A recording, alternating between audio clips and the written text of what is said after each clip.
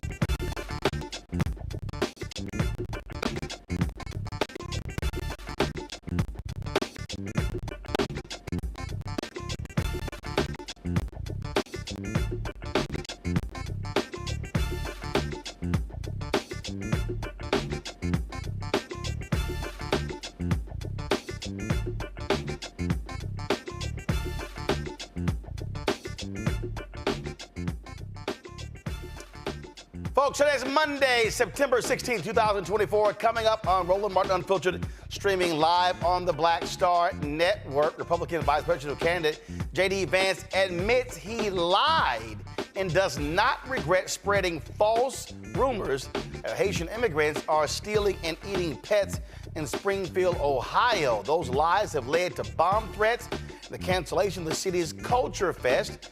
Haitian actress Garcelle Beauvais has a lot to say to the MAGAs who are lying about the Haitian community. The man arrested for Sunday's, the man was arrested for Sunday. They called it an alleged assassination attempt. So why hasn't he been charged with attempted murder? I'll explain. President Joe Biden says his administration is investing more than $1 billion in HBCUs, bringing its total contributions to the schools to more than $17 billion in the last 4 years. We'll talk with Steve Benjamin, the Director of Office of Public Engagement and also the UNCF Senior Vice President of Public Policy and Government Affairs, about how this money will impact HBCUs. Georgia identifies its first preventable death abortion that related to the ban on abortion. We'll talk to the senior editor of ProPublica who broke this story. And also, Tito Jackson, one of the brothers who made up the group, the Jackson 5, has passed away at the age of 70. Folks, it's time to bring the funk. I'm Roland Martin Unfiltered. On the Black Star Network, let's go. He's got it. Whatever the miss, he's on it. Whatever it is, he's got the scoop, the fact, the find. And when it breaks, he's right on time and it's rolling. Best believe he's knowing. Putting it down from sports to news to politics. With entertainment just for kicks, he's rolling. It's on go, roll, y'all. It's Roland Martin, yeah. Rolling with Roland now. He's funky, he's fresh, he's real, the best, you know he's Roland Martin now.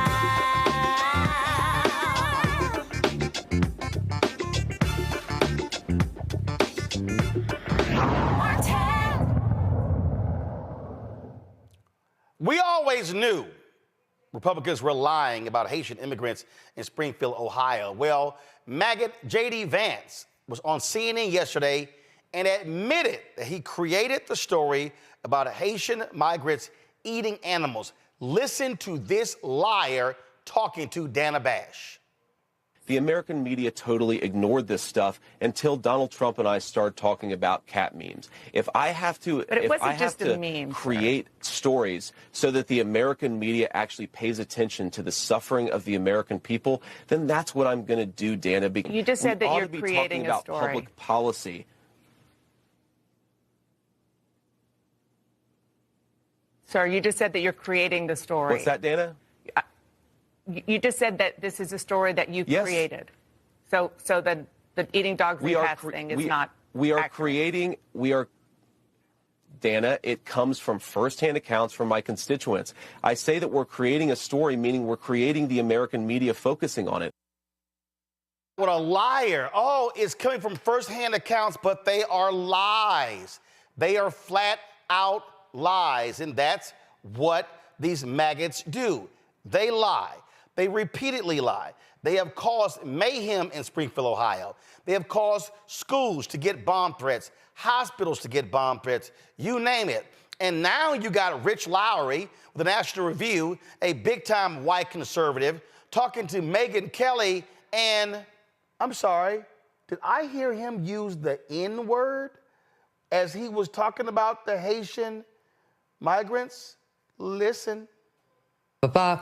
Finally, he said something to the effect of, look, if we have to create stories in order to bring attention to what's happening, the media, he admits they made it up, right? As opposed to, and if you listen to the full clip, he says, by drawing attention to what's happening on the ground, it's just, as this line goes online, you don't hate the media enough. Go ahead. You remember Alternative Facts with Kellyanne? They did the same thing. She wasn't saying you make up fictions and pretend they're facts.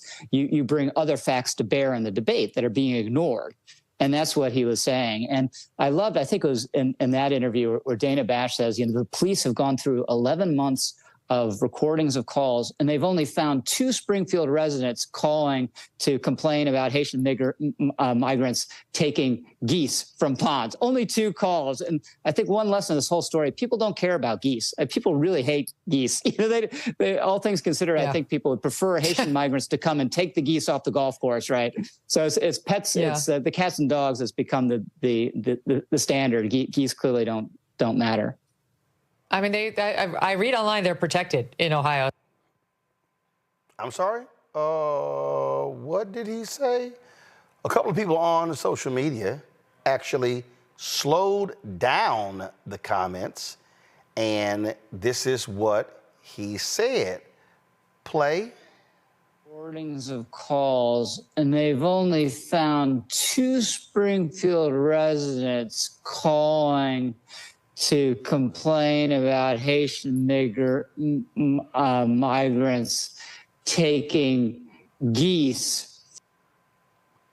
Oh, that was slowed down. Now, check this out. Let's go to my iPad. So this guy, Andrew McCarthy, was with the National Review. He tweeted this out.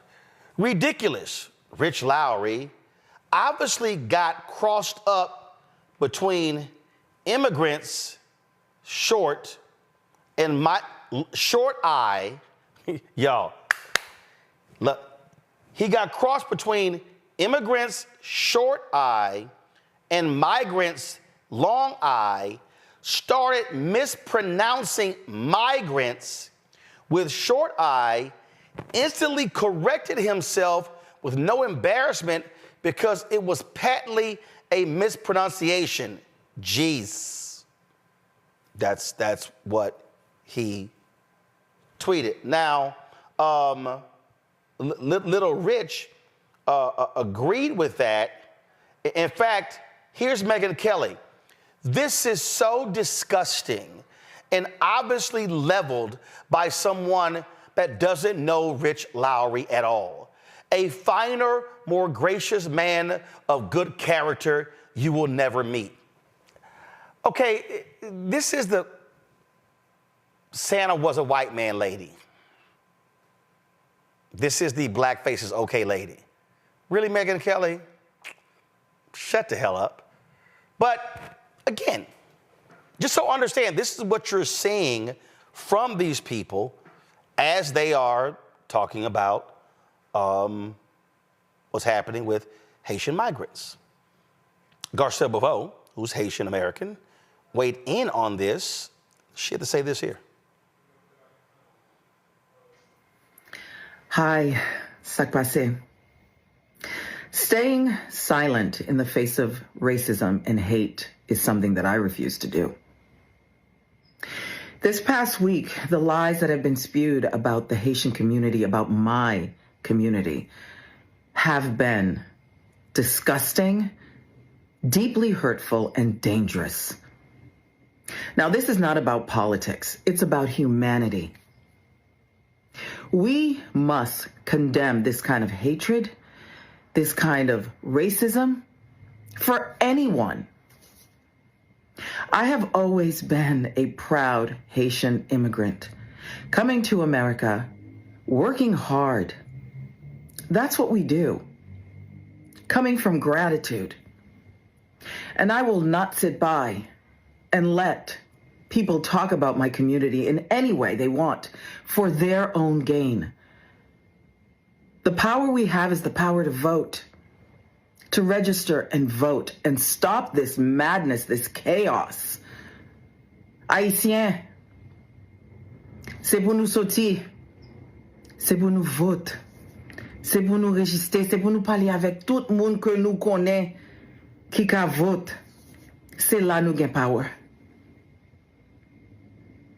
I am not going to sit by. It's just not okay to treat people like this. We're supposed to be uplifting each other. From our leaders to our neighbors. This has got to stop. And we have to do something about it. We can't just sit by. Thanks for listening. Register to vote. We have 50-something days. Go out and vote. We need to stop this chaos.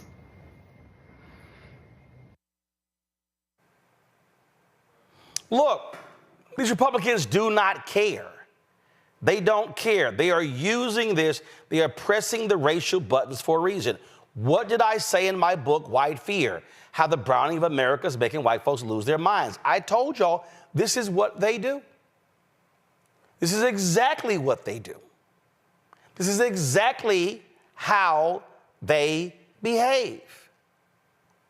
And so they want to draw Democrats in to have this racial conversation about, oh, they're bringing in these black people and sending them to red areas to flip them. What are they throwing out? They're getting welfare. They're getting government benefits. Do y'all see what the game is? This is how they play the game over and over and over. This is no shock at all. This is the game that they play. And what they've done is they've fallen in line with MAGA and Trump. As I said, bomb threats at city buildings and schools. The city canceled Culture Fest. The city manager has said he and his family have been getting numerous threats, death threats. A matter of fact, there was a black guy who went to city council and made all types of accusations. Now he is saying, oh, damn, I was wrong. I shouldn't have said all those things. The Miami Heat, they have responded and issued a statement regarding this, and this is their statement. The Miami Heat staff, like Miami itself, is a diverse and brilliant mix of vibrant cultures, including many members of our Haitian community. The false narrative surrounding them is hurtful and offensive and has sadly made innocent people targets of hateful speech and physical threats. Our Haitian employees, fans, and friends deserve better. That was a statement from the Miami Heat.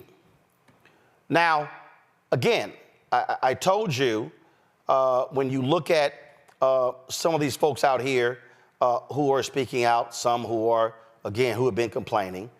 There was a black guy who went before the city council there and was whining and complaining, and he was talking about, matter of fact, before I get to that, remember I told you about the mayor? This is a tweet right here. Previous Springfield threats were more extensive than previously reported widely. Mayor Rob Root and his family have received what he said multiple death threats, as have other city staffers and commission members. This is what Donald Trump and JD Vance has unleashed in this country. This is what they've unleashed. And they don't care. They literally don't care. They don't mind if people are calling in death threats. This brother right here, his name is Anthony Harris. Now, this is quite profane here, so just letting y'all know. This is the brother who went before the city commission, making all of these claims about Haitian migrants, and he was lying. Wasn't factual, he was lying. Listen to this. They're in the park grabbing up ducks by their neck and cutting their head off and walking off with them. And I ain't never seen no fucking cat and dog get ate in my life, and I never fucking said that. I said something about a goose, and somebody told me they see somebody grab a fucking goose up and cut his fucking head off, and that's what the fuck I said. But when you ask me, do I regret it? Hell yeah. And then we got to deal with motherfucking schools getting closed down. We got to deal with motherfucking all the government buildings getting closed down. We got to do interviews at the police station because weird shit is going on. The white woman who also helped start this, she's like, oh my God, I didn't realize that all these things were going to happen, and I not fear for my safety.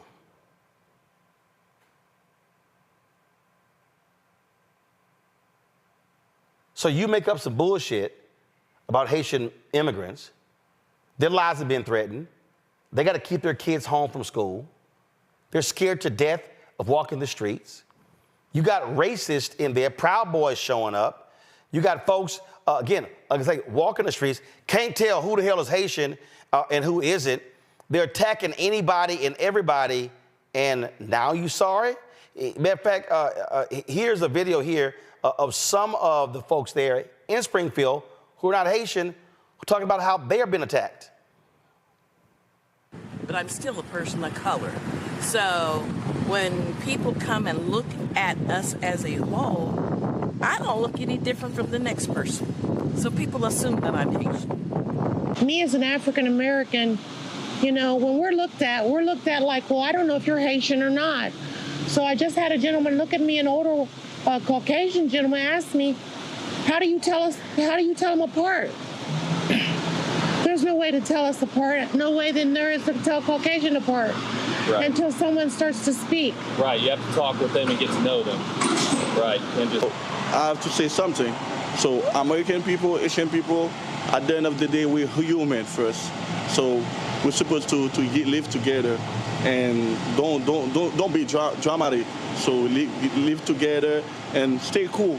Because before Springfield was a nice place, quiet place. So I want my Springfield, the same Springfield. You want it to stay the same way, just quiet and nice quiet, and friendly. Yes, right. Friendly. Right. Friendly people. See, y'all see what's going on here. But the racists are driving this. The MAGAs, the racists, Republicans, conservatives, they are driving this. This is all on them. My pal, Dr. Julian Malveaux, economist, president emerita, been in college out of D.C., Dr. Amakongo Debinga Sr., professorial lecturer, School of International Service, American University out of D.C., Renita Shannon, former Georgia State Representative out of Atlanta. Glad to have three of you here. I mean, it is what it is, Renita. Bottom line is these are racist, white Republicans. They don't want black immigrants in this country. I can guarantee you if 15 to 20,000 white people from Norway were shipped to Springfield, Ohio, JD Vance and Donald Trump would not be saying a word.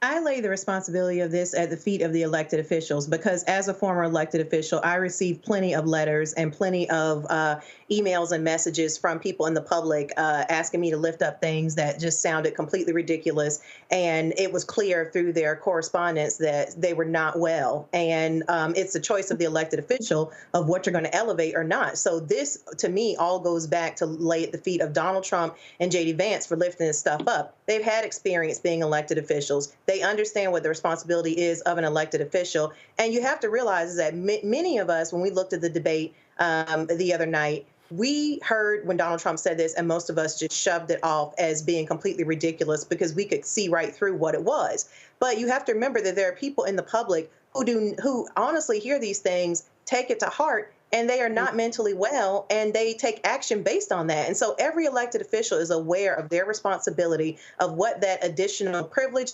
that microphone is, and that you need to be using it responsibly. So I think that both Trump and Vance and the other conservatives who have been repeating these lies can absolutely thank themselves for creating what is complete chaos in Springfield. But Omekongo, they don't care. They know they are pushing the racist buttons of their followers. And you hear JD Vance, oh, if I have to make, if this is what gets people attention, so be it. They do not care, and they don't care if any harm is brought to these Haitian immigrants in Springfield.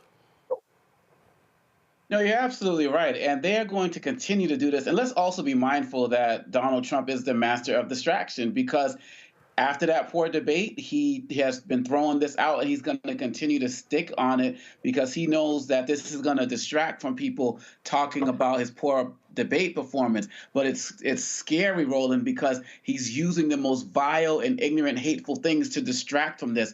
And now real people are being targeted. And what did he say? If he wins, that his first two areas that he's going to target are Aurora, Colorado, and and Springfield, because he's playing off of that nonsense you talked about last week about Venezuelans taking over gangs there. And so he's not even throwing out coded language. He's just saying names of cities and throwing all those people down there. And this is the time for us as Black people to really unite, because I know a lot of Haitian people who are part of the Black struggle and identify and understand the racism. But we also know that some who are part of the diaspora community have looked at this racism in the United States as a Black African-American thing. We are all in this together. And like the sister said in the videos that you showed, that people can't distinguish, so they're going to treat us all the same. So just like the video you played from the woman, we got to get out there and vote. We got to be united. We got to be in solidarity. And where are the Republicans? They're supposed to be calling out this ignorant and hate. They're not calling it out, not because they're scared, but as far as I'm concerned, Roland, they believe it too. People right now, you're either silent or you are part of the solution. You are guilty by association. And if you're not going to speak up when this stuff's happening right now, you want this too. So we got to continue to fight, continue to speak up. I'm glad that we're continuing to do this. And I respect those who have also been upstanders for the Haitian community. But now we got to be upstanders for the Black community more if you haven't been in our community, because this is happening everywhere. Julian? This is so absurd. JD Vance even said when he had the interview with Dana Bash, if he had to make a story up, which he did, he made a story up to bring attention to the immigration issue, he would make a story up. So he's a liar. He is a liar. But that, apples don't fall far from the tree. He is Trump's person, and he's a liar. It is a horrible trope that Haitian Americans have to deal with. As I shared with you the last time we were together, my grandfather was Haitian. They don't eat no dogs and cats. It's just, the absurdity is amazing. But even more than that, as Omekongo said, and as the sister in the video said, you can't tell a Haitian from a Black American. We all look alike. So what you really say is, let's begin to attack Black people. And JD Vance's interview with Dana Bash was disgraceful from the perspective that he just said anything. And he argued with her. He did not, he was disrespectful, but more than being disrespectful, he acknowledged that he was a liar. He acknowledged that he was a liar.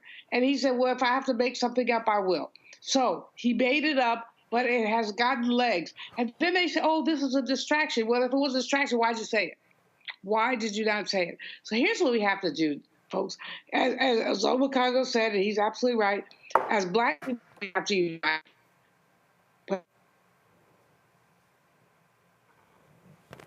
All right, looks like we lost Julian's signal, so we're going to try to get her signal back and have her back. So just hold tight 1 second. Going to a break. We come back more on Roland Martin Unfiltered on the Black Star Network. He told us who he was. Should abortion be punished? There has to be some form of punishment. Then he showed us. For 54 years, they were trying to get Roe v. Wade terminated, and I did it, and I'm proud to have done it. Now Donald Trump wants to go further with plans to restrict birth control, ban abortion nationwide, even monitor women's pregnancies. We know who Donald Trump is. He'll take control. We'll pay the price. I'm Kamala Harris, and I approve this message. IVF is a miracle for us because it allowed us to have our family. After having my daughter, I wanted more children, but my embryo transfer was canceled 8 days before the procedure. Donald Trump overturning Roe v. Wade stopped us from growing the family that we wanted. I don't want politicians telling me how or when I can have a baby. We need a president that will protect our rights, and that's Kamala Harris. I'm Kamala Harris, and I approve this message. Here's a 78-year-old billionaire who has not stopped whining about his problems. Oh, she had a big crowd. Oh, the crowd. This weird obsession with crowd sizes. It just goes on and on and on.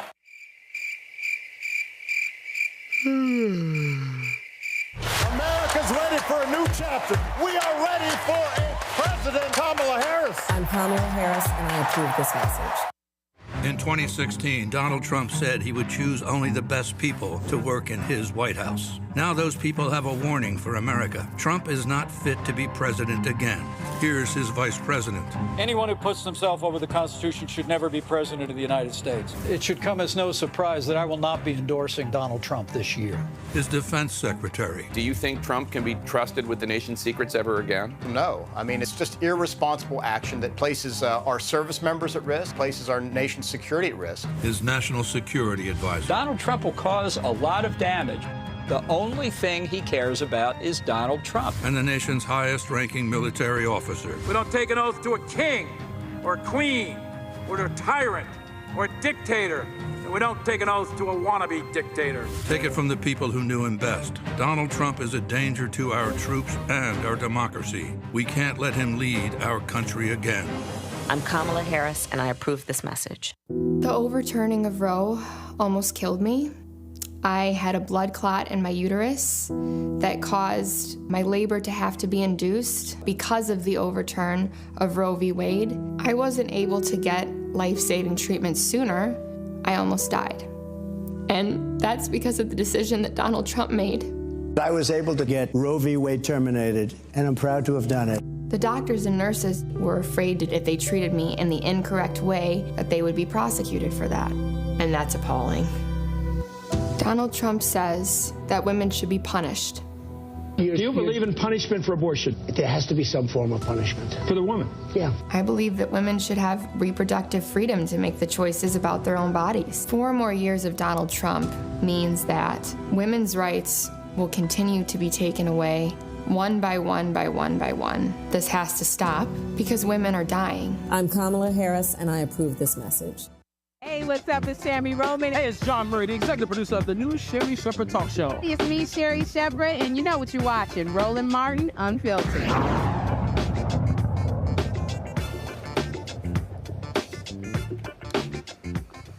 President Joe Biden kicked off National HBCU Week Conference in Philadelphia. This is an annual event that happens in the country. Of course, it is a 3-day event highlighting the nation's historically black colleges and universities. He touted what the administration has done in the last almost 4 years. We all know, and I mean this sincerely, that HBCU students are just as capable as any other students. No, but HBCUs don't have the endowments like many other colleges and universities that are able to fund research labs, improve campus infrastructure, and so much more. That's why I'm proud to be delivering on a record $17 billion. $17 billion for HBCUs, the most ever any administration has ever committed. Ever. So don't believe any lies from Donald Trump or from Senator Tim Scott or anyone else. Stephen Benjamin is assistant to the president and director of public engagement for the White House. He joins us now from Philadelphia. Glad to have you here. Steve, the thing here is that I really do get a kick out of when I listen to these Trump folks talk about all the things that Trump did for HBCUs, but they never seem to put a number on the table. When we talk about this $17 billion, we're talking about students, faculty, staff, buildings, but also this impacts the broader area, the broader community that surrounds these HBCUs.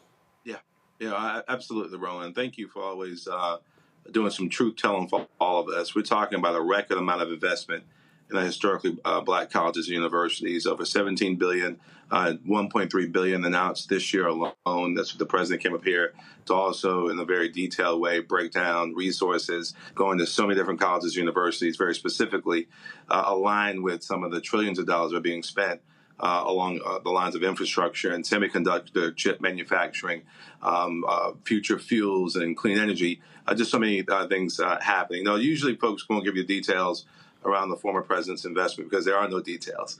It's over $17 billion is a record amount invested in our historically black colleges and universities. Not only, this is, as the president said in the clip you played, these young people are gifted and talented. My daughter's a student at Spelman College in Atlanta. She could have gone anywhere she wanted to go.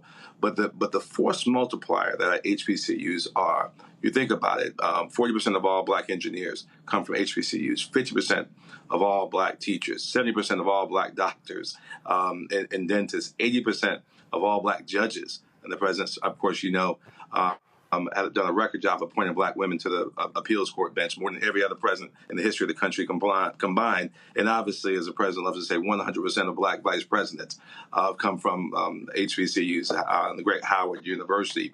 The point that you just made very specifically, I think, is lost on so many people, is the economic engines. I served as mayor of Columbia, South Carolina, a proud home to Allen University and Benedict College, where I served as a trustee for so many years, over a decade. These colleges and universities are great engines of economic growth for the communities in which they reside, and certainly also as helping create real wealth generators in the individuals that matriculate through the universities. Just a report that came out from the Council of Economic Advisors early this year laid out, and I wrote the notes down here. We're talking about $16.5 billion annual economic impact the HBCUs are having on their respective communities, and also $146 billion in collective lifetime earnings. This is the thing about HBCUs. The significant number of low wealth and first generation students that matriculate at HBCUs do a better job than in any other college and any other demographic, I might add, of moving from the bottom quintile of American economic society into the middle class. We're talking about a significant leap because of the very special education they're receiving at HBCU. So this is a good investment for America. And the president, he talks about his visit to Norfolk State as vice president and realizing that these kids were gifted and talented. And he planted the seed in him that if he ever had the opportunity with the stroke of a pen to make a difference at the HBCUs, he was going to do it. And that's what he and the vice president have been doing, leading from the front. And see, this is the thing for me. I mean, I was seeing some comment today, some crazy deranged woman saying, see, Biden, Harris, they've done nothing for black people. And you're sitting there going, what, this don't count? It's man, I know you and I have had so many conversations. This makes your head hurt, listening to the foolishness. When you give people facts and they come back with foolishness, it's crazy. Now, we hadn't talked about Pell Grant increases, that $900 increase in Pell Grants, which of course benefits our kids in HBCUs much more significantly. We're talking about 2023 last year being the lowest unemployment on record for black folk in this country, the lowest since we started disaggregating data just over 50 years ago. We're talking about the greatest significant increase in black wealth and closing the wealth gap between the black community and white community under this president. That's before we get into all the social issues. We're talking about record amounts of black businesses being started, the most businesses in the last 20 years. And it comes all through the lens of equity that the president and vice president approached this administration with. They knew that we had to do a lot. I think about, we all obviously all went through our own forms of trauma in the wake of the pandemic. But the greatest pandemic since 1918, maybe the greatest economic disruption we saw, some would say since 1929, the greatest social unrest in the wake of the murder of George Floyd since 1968, all wrapped up into one period of time where our president decided he needed to do two things. One, he needed to stop the carnage of the pandemic. While the former president was telling people to inject bleach and shine UV rays up their private areas, our president decided he needed to get shots in arms. He had to save lives, and then he needed to save livelihoods. He recognized that there are communities all across this country, in urban, suburban, and rural America, that have been underinvested in. And he decided he's going to make some long-term decisions and lead from the front and put broadband. Babies who couldn't get educated because they couldn't get access to broadband. They're sitting in McDonald's parking lots and public library parking lots after they've closed just to get access to broadband and do their homework. Everything he did from an equity lens, realizing that some of us had farther to go than others did. And the proof is in the pudding. Not just in our HBCUs, but in wealth creation and fighting discrimination and biases and home appraisals, and can't get Congress to pass the George Floyd Justice and Policing Act. So the president signs an executive order directing every single federal agency under his purview to follow all the rules that we were all demanding after the murder of George Floyd. The man's been leading from the front, and you can. Other people throw out the BS and the misinformation, disinformation that they text to our brothers all across this country and spread across our barbershops. So it's just foolishness. And I think it's up to each and every one of us to continue to speak the truth and make sure people understand that I'm not giving much to hyperbole, but the future of our communities as we know it, the future of our children and grandchildren depends upon some real decisions that we have to make this year. I think looking back favorably at the Biden-Harris record gives us a real roadmap as to what's possible.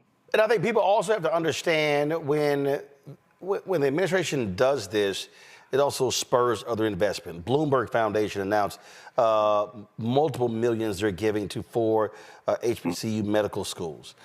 Harry was one of them. They got $175 million. Go to my iPad, Anthony. This was just last week. An anonymous donor stepped up and gave Harry another $20 million.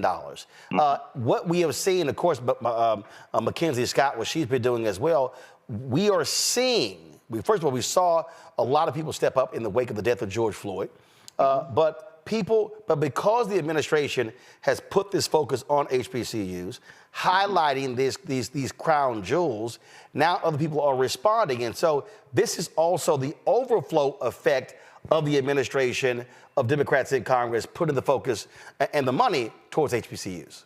Yeah, absolutely. Roland, there are very few problems facing our society, and you know it all too well, because I see the work that you do out on behalf of charitable institutions and causes every day. There are very few problems that only the government can solve.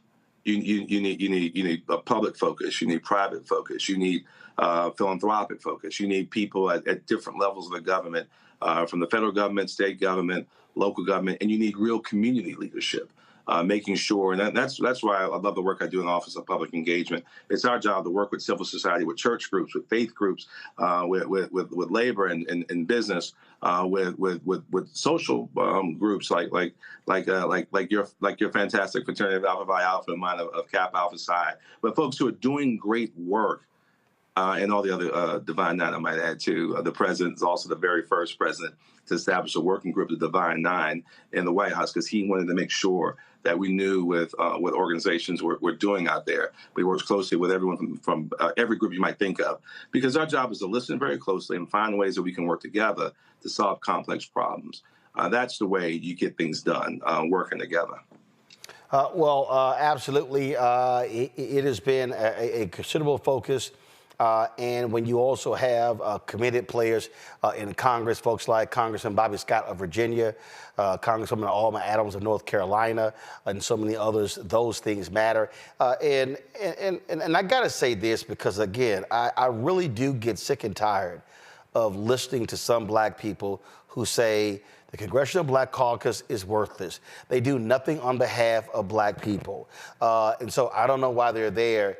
It's dumb to me because even though Republicans right now control the U.S. House, the reality is it still matters in terms of what they do. And everything you talked about, none of that stuff got done without the Congressional Black Caucus. Even when people were talking about making cuts, they were there to say, no, that's not going to happen. And so it takes partners. And there are some, if there's one bright spot among Republicans, it's they largely supported HBCUs as well. So this has not necessarily been a controversial thing, but the CBC has played a huge role in making this $17 billion real. You mentioned Ms. Adams and Mr. Scott. I throw in, of course, my Congressman Jim Clyburn. But I will tell you, under the leadership of so many, I'll say our Chair Emeritus, Joyce Beatty. But I got to lean in a little bit on Stephen Horsford as chair of the CBC. A super sharp brother who's focused like a laser beam on moving the needle on work, wages, and wealth in ways that I think would make anyone who spent some time with him incredibly proud. The focus on record-breaking amounts of procurement, of government contracts with minority-owned businesses. We're talking about $180 billion in federal procurement opportunities for underserved minority and small businesses. We're talking about the number of loans to the small business, from the Small Business Administration to Black-owned businesses having more than doubled under this presidency, working in partnership with folks at the CBC. We're talking about Latina businesses growing at a faster rate than anyone else in the country. But that comes with a constant push and pull, pressure, thoughtful policymaking that the CBC has led on. I couldn't be more proud to call so many members of the Congressional Black Caucus my friends. For so many years, they were considered the conscience of the Congress, and they still are. But when you talk about real, like, incredible, thoughtful policymaking that keeps your eyes on the ball every single day and dogged leadership to make sure things happen, we couldn't have better policymakers in the federal government than the members of the CBC. All right, Steve Benjamin, we certainly appreciate it, man. Thanks for joining us from Philadelphia. Thanks a lot. All right. God bless you, brother. Be well. I appreciate it. Thanks a bunch. Folks, let's go back to our panel here. We were talking about, again, what folks are saying. Okay, I need somebody, y'all got the show up, so I need y'all to kill that audio. I want to show y'all this, and I really try to ignore some really stupid people who just say stupid stuff. But this is a perfect example of what I'm talking about on the Congo. This fool here, she goes, because she was responding to this tweet that Angela Rye had posted. She goes, the Congressional Black Caucus is a group of bougie boule folk who don't do a damn thing for the black community.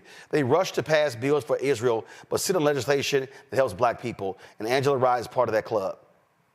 Savvy Sabs number 2, you are dumb. I mean, these people just say stuff and they have no idea what the hell they're talking about. They have no idea how certain things are inserted into certain bills, how some things are pulled out. It's just a lie. It's just a flat out lie when you start going through resources that are coming to black communities and others. I mean, these folks just say this stuff, and I see it all the time, and they literally don't understand what the hell actually happens in Congress at all. And that's why I really love, when you go into these HBCU segments, it's just like a class, man. And one of the things I really also love is that you always put out the clips on your HBCU, well, on all of your segments, but your HBCU segments on YouTube, you know, and your other platforms. So folks like me can take the link and share it with these people, because some of these guys who are out there are bots and are ignorant, but some of these people are folks who are in our community who spend all of their time naysaying. And I love what you did at the beginning of this segment. You talked to the brother and you said you noticed that some of these Republicans who say Trump did more for all of these black HBCUs never come with the numbers. they never come with the facts. And the fact that these guys want to spend so much time condemning what members of the CBC are doing, condemning what Biden is doing as relates to HBCUs, and what hopefully, when I say hopefully, hoping that she wins, President Harris will continue when she wins, the facts are there. And why don't you actually go to the HBCUs, talk to the leadership, talk to the students, talk to and see what's happening on the ground? The fact that we have to continue to serve as agents of informing our own community about the incredible things that are happening, not only in our HBCUs, but our partnership with this administration. It's strategic on some people who just don't want us to support these. And for people to come at people like Angela Rye and the great work that the CBC is doing, it's just ignorant and it's disrespectful. But my hope is that more people who are watching videos like this, watching clips like this, will at least have some fodder to share with those ignorant people out there, because it's like they want to get rid of the CBC. And then what do we have, right? They always have smoke for the black folks who are trying to do something, and they're not doing anything themselves. Look, that's what constantly happens, Renita. And I just sit here and I look at some of these people, and my whole deal is this here. If you want to offer a critique of the Congressional Black Caucus or the Congressional Black Caucus Foundation or the CBC PAC or the CBC Institute, okay, make it a substantive fact. I just can't stand these ignorant people who throw stuff out like, there ain't enough black people. Ain't no bills enough black people. Some fool posted, I ain't gonna vote for Kamala Harris because she won't do anything specifically for black people. And I'm like, what the hell are you talking about? The investment that the Biden-Harris administration made for HBCUs is so important and substantial, because what a lot of people forget is that the HBCUs are technically private schools. So when you look at state schools, like the University of Florida, University of Georgia, schools like that, they get money in the state budget every year. They get money to help with their buildings and facilities. They also get money in the form of scholarships. For students get money in the form of scholarships to attend these universities, which makes it easier for folks in the state to go to those state schools. But with the HBCUs, they are technically private universities. And I think that a lot of times people look at them and they don't see them in the same way they would see a Harvard, where you just have to pay to go, which is not a state school. But the HBCUs are in the same boat. So there are public HBCUs. So right, there are some, but a lot of them are private, and yes, of that, because they, by law, they cannot get the same money. The majority of them are public. They cannot get the same money. Julian, hold on. We need to finish, then go Julian. Thank you. A lot of them are private universities, and they just are blocked from getting some of the same money that the state schools can get. And so because of that, they do need additional support. And so this, I think, is a substantial investment, and it's important, and it's a big deal. Julian? Of the 100 or so HBCUs, about 40 of them, under the 40, are private. The remainder are public. They do get state funds. The state funds they get are not fair. They don't get their share of state funds, but they are public universities. The challenge, of course, is number one, the privates like Bennett College that I was once president of. We're private, so we don't necessarily get access to the public funds. It has to come in. Thank God for Alma Adams, Congresswoman Alma Adams, who always lifted Bennett up in state appropriations in many ways, but many states do not. So, but the public-private, the publics are represented by the Thurgood Marshall Fund, the privates by the United Negro College Fund, two different funds with the same purpose. But that's really not the point. The point is that we have, I'm happy that you had the Brother on rolling, and the HBCU week is in Philly this week. Usually it's in DC. I don't know what happened, but it's all good. But the challenge is that Black education is not a high priority in any administration. President Biden has probably done more than anyone else has in terms of lifting up our HBCUs. More certainly, the Bushes weren't bad. President Obama was not bad, but President Biden has been aggressively investing in HBCUs. And that's really important because we still have a majority of Black professionals coming out of HBCUs. The numbers are down, as the PWIs have been admitting us, but applications are up. It's so good. Applications up. Why? because our young people are saying, I'm not putting up with this BS. I'm not going to go to a school where I'm discriminated against, where even though I play on a sports team, I'm not going to get any props. So our young people are being very discerning about what their possibilities are. But we have to give this administration credit, and what we also have to do is, as you say, look at the lies. Who are these fools who are saying, what are they saying? Biden hadn't done anything for black people? Yes, he has. And HBCUs have been a primary beneficiary of his largesse. Indeed. And so, again, folks just need to understand just this reality of what we are facing. All right, folks, who do this here? I'm going to play some of what President Biden had to say today. We actually streamed the speech. You can see the full almost 20-minute speech, but we're just going to play a few minutes of what he had to say today in Philadelphia to kick off HBCU week. As the saying goes, you all brung me to the dance. Folks, I want to get something straight at the outset. I love Kamala. But Delaware State's the best HBCU in America.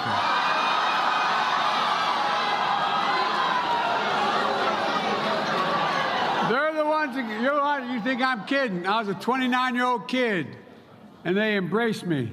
They embraced me like you can't imagine. And we won the second youngest person in American history because of HBCU called Delaware State. And by the way, I hired a young man from Delaware State named Tony Allen. Came to work for me. While there, I encouraged him to continue to get extend his degree. He got his doctorate and left. He became president himself. I don't know how the hell that happened so quick. But Tony, thank you, man. I've been introduced countless times, but never quite like that. And I mean it, Tony, from the bottom of my heart. I'm deeply moved. By God's grace, we're true friends, and Delaware State will always have a special place in my heart, for real. And to the presidents and administrators of our 101 historic black colleges and universities, it's an honor to celebrate, and I mean celebrate, HBCU Week with you.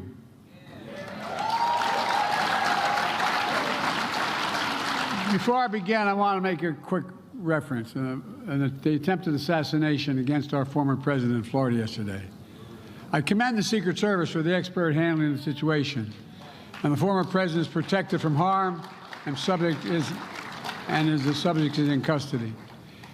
An acting head of the Secret Service is in Florida today assessing what happened and determining whether any further adjustments need to be made to ensure the safety of our former president. And let me just say, there is no, and I mean this from the bottom of my heart, those of you who know me, many of you do, no place in political violence for political violence in America. None. Zero. Never. I've always condemned political violence. I always will in America. In America, we resolve our differences peacefully at the ballot box, not at the end of a gun. America suffered too many times the tragedy of an assassin's bullet. It solves nothing and just tears the country apart. We must do everything we can to prevent it and never give it any oxygen. Folks, now to today's event. It's an honor to recognize HBCU excellence in our nation.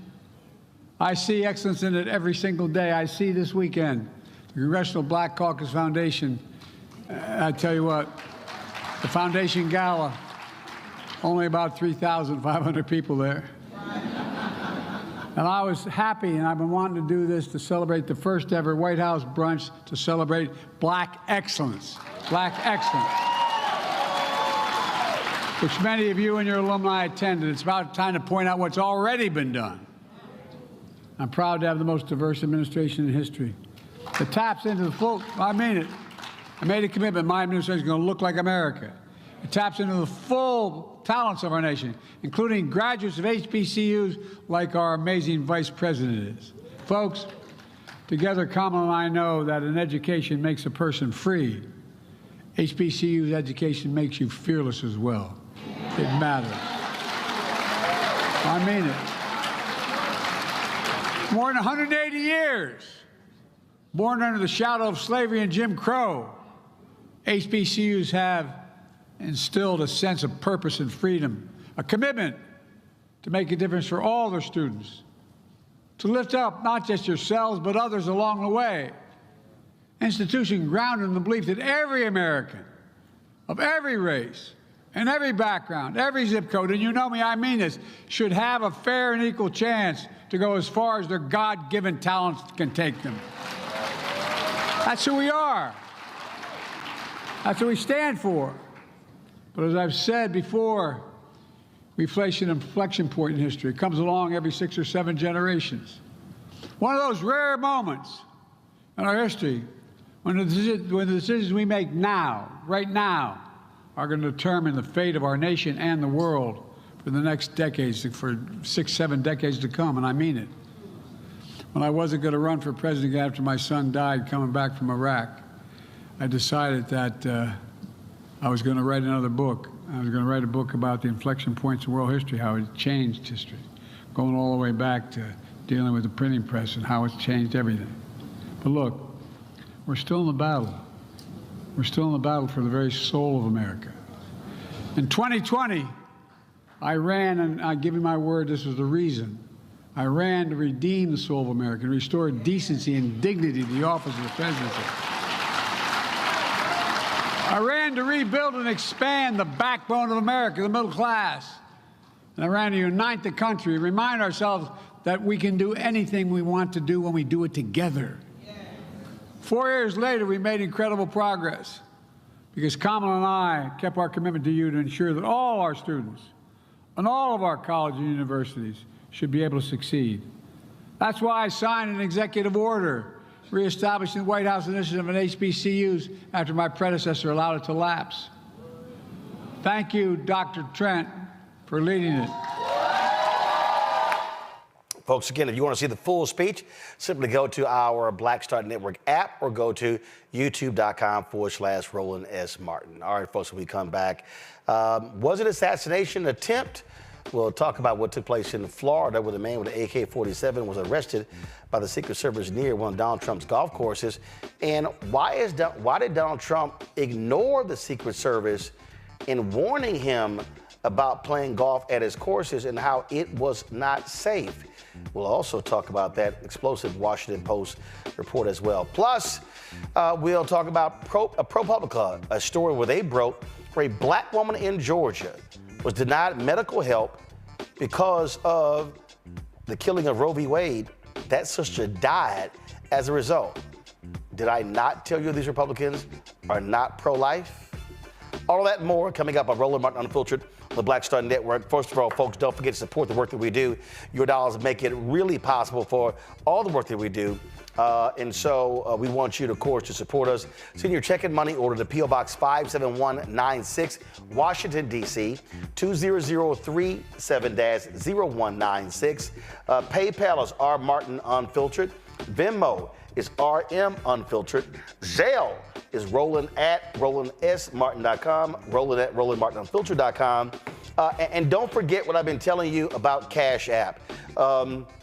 Cash App, folks, they made some stupid change in their policy where they capped the number of daily transactions, weekly transactions, and monthly transactions you get on your account. They don't tell us how many. So all of a sudden, I'll have folks who are giving to the show, it'll say declined because of their caps. And so we call them out. Trust me, we've got their attention. But I need y'all to call Cash App out as well. Because let me explain something to you. This is not just going to hurt us.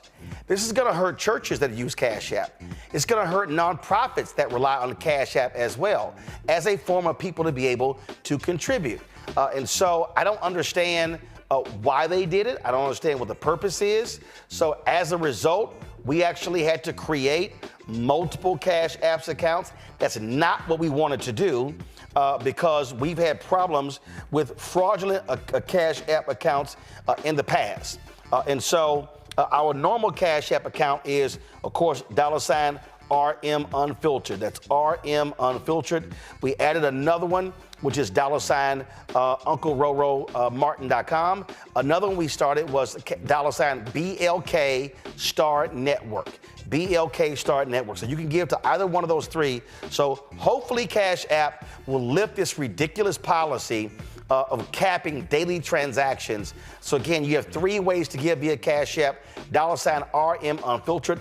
If that does not work, then use $Uncle Roro Martin or use $Black, BLK Star Network. Those are the only 3 Cash Apps we've associated with Roland Martin Unfiltered and the Black Star Network. We'll be right back. He told us who he was. Should abortion be punished? There has to be some form of punishment. Then he showed us. For 54 years, they were trying to get Roe v. Wade terminated, and I did it, and I'm proud to have done it. Now Donald Trump wants to go further with plans to restrict birth control, ban abortion nationwide, even monitor women's pregnancies. We know who Donald Trump is. He'll take control. We'll pay the price. I'm Kamala Harris, and I approve this message. IVF is a miracle for us because it allowed us to have our family. After having my daughter, I wanted more children, but my embryo transfer was canceled 8 days before the procedure. Donald Trump overturning Roe v. Wade stopped us from growing the family that we wanted. I don't want politicians telling me how or when I can have a baby. We need a president that will protect our rights, and that's Kamala Harris. I'm Kamala Harris, and I approve this message. Here's a 78-year-old billionaire who has not stopped whining about his problems. Oh, she had a big crowd. Oh, the crowd. This weird obsession with crowd sizes. It just goes on and on and on.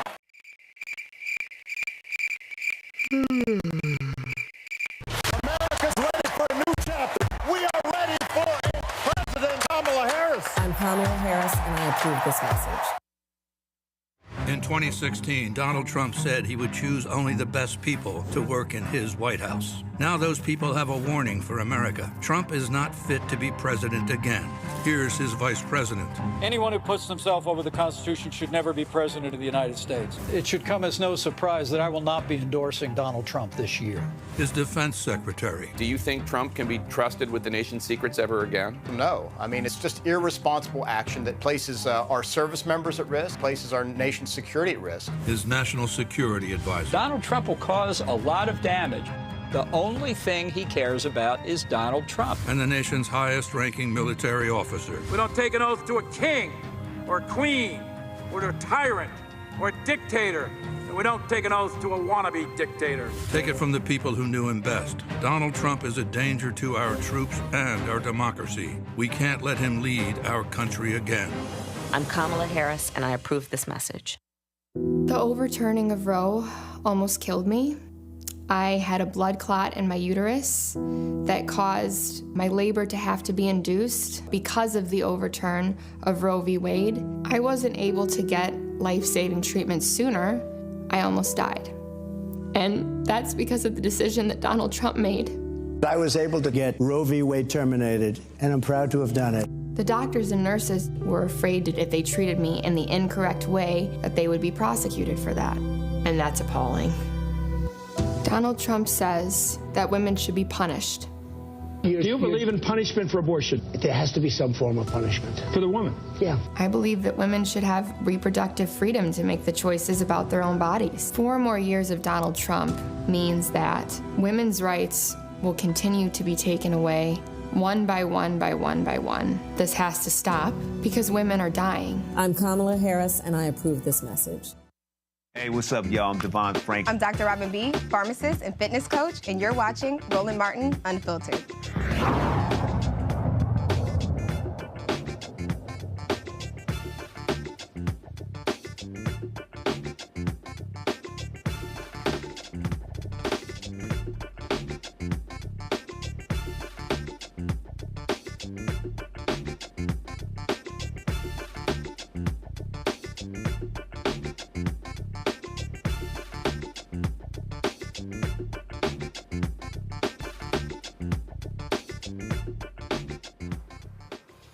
Folks, the 58-year-old man, Ryan Ruth, who was arrested for what they're calling an attempted assassination on Donald Trump, he is facing several gun charges. He was arraigned today in the federal courtroom. He faces 2 federal weapons charges And of course, this was after the day before he arrived at Donald Trump's golf course in Florida. And he was there about half a day before agents spotted him. Now, here's what's strange. This is video where he was captured. Now, here's what's interesting. First of all, the interim director of the Secret Service has said, first of all, he did not fire any shots. That's one. Two, if this was an assassination attempt, he hasn't been charged with attempted murder. So they did lay out and recover the AK-47 as well as other items. And so you got that going on. And so, of course, you heard President Biden talking about political assassinations, things along those lines. But I do think it's important that we also deal with this reality in terms of, first of all, y'all as Republicans now talking about, oh, Democrats, they won't condemn hate, things along those lines, and they have. But then you got people like Elon Musk who literally tweeted, well, no one is trying to assassinate Harris Walls. And then he goes, oh, that was a joke. Elon, that shit ain't funny. So it's like, no, we're not buying that, oh, that was a joke. But there was a story that really caught my eye. And Carol Leonig, she is really one of the top journalists out there. She also really, her expertise is covering the Secret Service, has authored a book on the Secret Service. So she actually posted a story that talked about Donald Trump, how the Secret Service actually showed him photos of how he could be, how photographers could reach him on his golf course with their long lenses, and they said to him that, well, if photographers can do this, so could assassins. He blew them off. He didn't care. He claimed that his semi-private golf courses were safe. So all these people are asking, how did this guy know that what was going on? Well, Trump golfs all the damn time. So it wasn't hard to figure out what he was doing. That's all he does is play golf. And so if you know he's in Florida, you know he's going to go out and play golf. In her exclusive, this is what she wrote. Soon after Donald Trump became president, authorities tried to warn him about the risk posed by golfing at his own courses because of their proximity to public roads. Secret Service agents came armed with unusual evidence, not suspect profiles or spent bullet casings, but simple photographs taken by news crews of him golfing at his private club in Sterling, Virginia. They reasoned that if photographers with long-range lenses could get the president in their sights while he golfed, so too could potential gunmen, according to former U.S. officials involved in the discussions who, like most others interviewed for this story, spoke on the condition of anonymity because of the matter's sensitivity. But Trump insisted that his clubs were safe, that he wanted to keep golfing. The former official said these preferences pose problems for his protection that former Trump aides, Secret Service officials, and security experts said have only intensified in the years since he left the White House, as his security detail shrank and agents no longer maintain as extensive a perimeter guarding his movements. A Trump spokesman did not respond to a request for comment. Now, President Obama, when he was in the White House, he would often golf at Andrews Air Force Base. Why? Because it's on an Air Force base. It is extremely secure. That's why.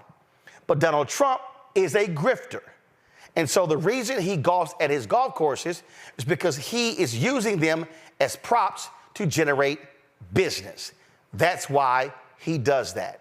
And so what you're seeing here, really what you're seeing here, Omakongo, what you're seeing here is a man who doesn't care.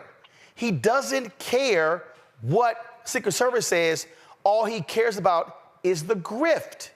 And so these people are trying to protect him And so if something happens to him, he's blaming them for it. When they're like, dude, you're not helping us.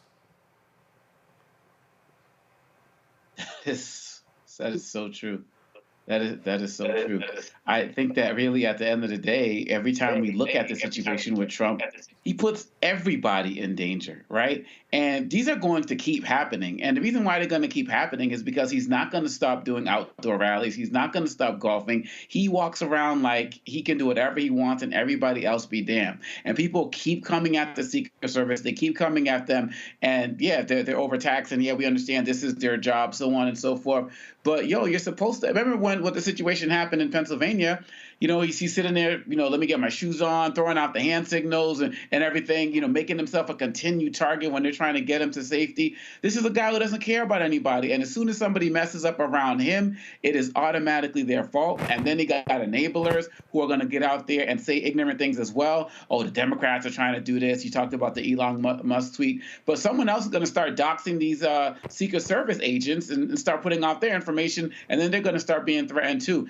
Everywhere Trump goes, violence or the threat of violence follows. And people are talking about, we need to tone everything down. And of course, things need to be toned down, but it starts with him. And so the fact of the matter is he has always used people. He has always been transactional. And now I think more people are going to stop coming to his rallies because they might get shot as well. And so we just don't know what's going to happen. He's always been reckless, and the Secret Service has always had their hands full with him, and he's always exploited them to the benefit of his hotels, to the benefit of his pockets. And of course, nobody wants an assassination to happen. As president, especially coming after the first assassination attempt, you're supposed to do a better job in helping the people help you to not get shot. Renita, here is I was talking about the Elon Musk. This is the tweet he had posted that he later said, oh my God, I was joking. He goes, and no one is even trying to assassinate Biden/Kamala. This man should be visited by the U.S. Secret Service. That's an abomination. But he goes, oh, but I was joking. He violated his own rules of Twitter that he set up for the platform. And so, his comments are completely ridiculous. And I think that he should be looked into, as well as anybody else who will be looked into by the government if they made similar comments. I don't think that he should have any exception made for him because he's Elon Musk. But on this story, not a lot can be said about this because it keeps changing as we go along. The story keeps changing. When this first happened, it was labeled an assassination attempt, and I saw reporters asking questions like, "What about this? What about this made law enforcement say that this was an assassination attempt?" Now we're seeing that no shots were fired, and so it's still kind of unclear what actually happened and why this was labeled an assassination attempt, in addition to all of the additional information we're seeing coming out about the suspect, the fact that he was somebody who went and fought in Ukraine, that he was doing media interviews whenever he could get access to doing media interviews. So it really is shaping up to be a very odd story, and I would not be surprised if, at some point it was just determined that this was not an assassination attempt. Well, look, Jillian, we still, there still has never been a full report on the first assassination attempt. Trump claims his ear was shut off, but it's miraculously completely healed. We have not heard from his doctor. We have not heard from the medical team. And so it's like, okay, Ronnie Jackson, his his statement doesn't count.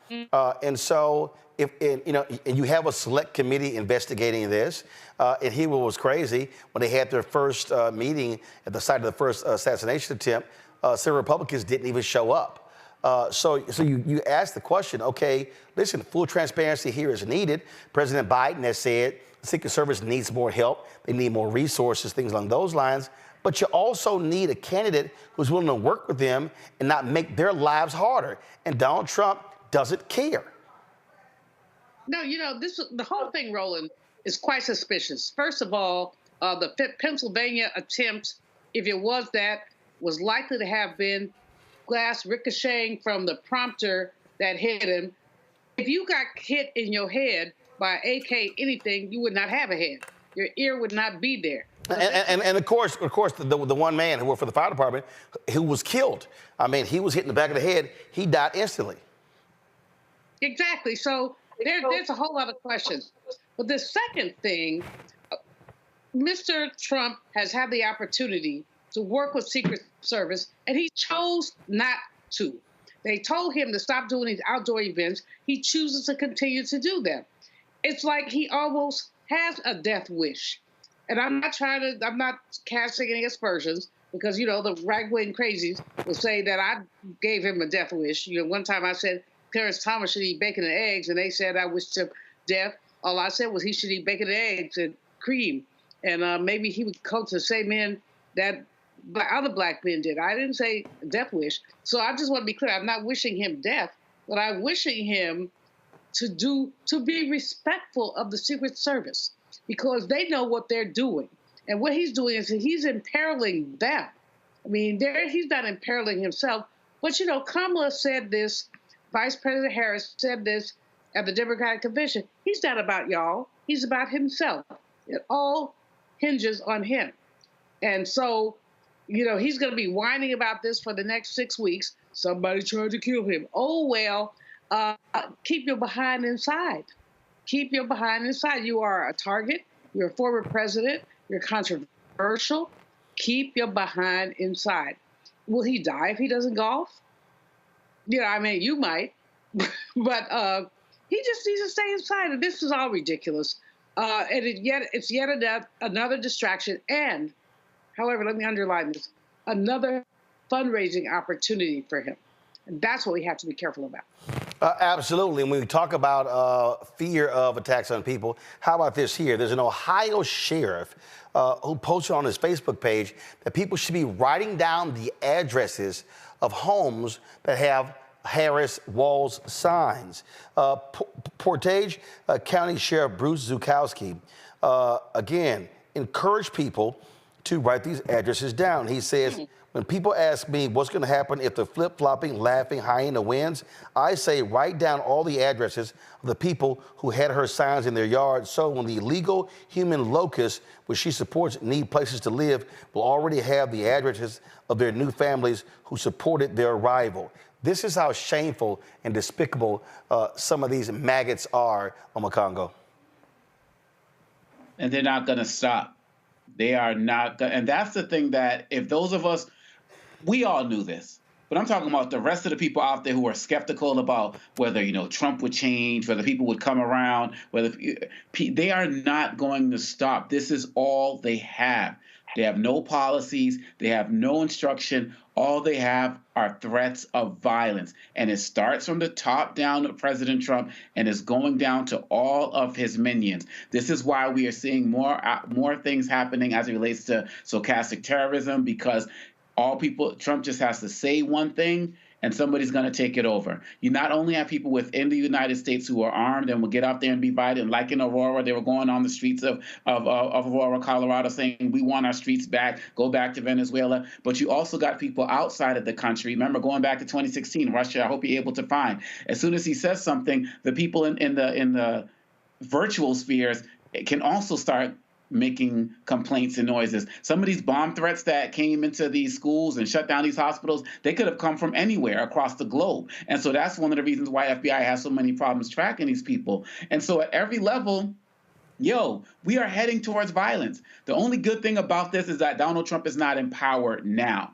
because he would try to mobilize all aspects of law enforcement that he has control of, from the National Guard to other places, just like he tried to do when he tried to shut down the Black Lives Matter rally, to go against us as well. And I don't know, Roland. I know people are like, well, maybe we need to arm up and so on and so forth. But look, the number one thing we need to be doing is making sure we're getting to that ballot box, because we have a great opportunity. I know we won't get rid of all of the MAGA people, but we have a great opportunity to put a serious dent in the MAGA movement by making sure Trump does not take office. Because a lot of these guys will know if Biden stays in office, these guys will be prosecuted. Just like Dr. King said, you can't legislate morality, but you can regulate behavior. And people are going to come after these folks if they don't act right. But if Trump comes in, these guys are going to be free to do exactly what this sheriff said. Rita? Well, that sheriff is completely out of line and out of step. I mean, he's encouraging people to do voter intimidation, which is a crime every place in the country. It also highlights just one of the reasons that people have lost so much faith in law enforcement, Additionally, he also should be careful because sheriff as well as DA are some of the few elected law enforcement positions. So how would he feel if folks wrote down the names of people who were supporting him? So those comments are completely out of line, and I hope that the local community steps up to let him know so. Julian? That tweet is so disgusting. And he is an elected official. He should be unelected as soon as he comes back to the ballot. Yeah, actually, he is facing a Democratic challenger in November. Great. And I hope that challenger prevails. But people keep talking about political violence, but what they're not talking about is evil. I mean, this is evil. Mm-hmm. What he calls a hyena. Why can't we have civil elections?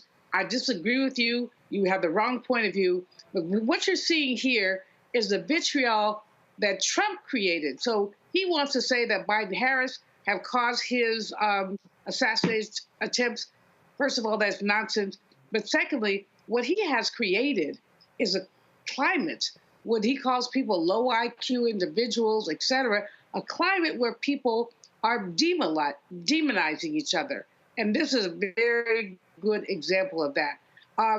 Frankly, if the Department of Justice was on top of their game, they would investigate this guy, because this is beyond hate speech. It's a threat. And you cannot threaten the Vice President of the United States with your vitriol. Well, speaking of a threat to the Vice President, Libertarian Party nominee for President Chase Oliver condemned a now deleted tweet, a deleted comment from the New Hampshire Libertarian Party on social media that appeared to encourage violence against Vice President Kamala Harris.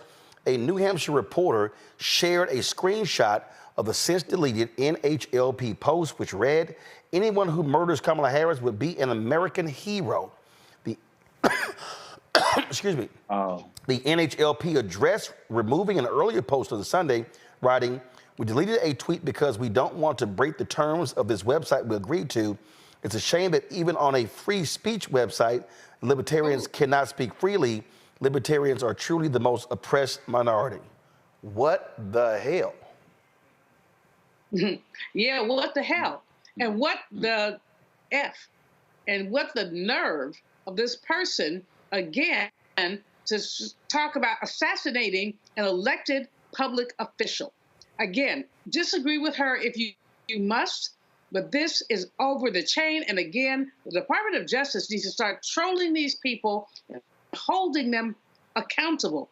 We do not deserve this level of nonsense. I mean, there have been many assassination attempts on that man, and I have a lot to say, but, I keep it to myself because it's just not useful for me to say stuff about people. Never mind. But how does this pass a smell test? How do we allow this to happen? Well, again, first of all, I mean, their whole point is we should be able to say what we want to say. Now, here's what's interesting. You were talking about this earlier. All these Republicans keep talking about, the Democrats and their hateful language saying Donald Trump could be like Hitler. So check out this exchange. It took place on the Fox Business between the Republican Congressman Mark Green and Neil Cavuto of Fox Business. I found this back and forth to be really, really interesting on this whole point of threats and things along those lines. And it's amazing what happens when MAGA gets hit with facts. All right, check it out. Thank you very much. I want to pursue all of this with Mark Green, the Tennessee Republican, is the House Homeland Security Committee chairman, also playing a very crucial role looking at what happened in the last attempt on Donald Trump's life. Congressman, Chairman, always good to have you. You've been hearing a little bit about many of your colleagues blaming Democrats and their rhetoric, Donald Trump doing the same, and that this kind of lit the fuse. What do you think of that? Well, clearly, Neil, this whole assault, really a lot of false narrative about things that Trump said regarding January the 6th. I mean, he was very clear, peaceful protest, and they have taken it as a political opportunity to bash him and to say that he's anti-democracy and all that.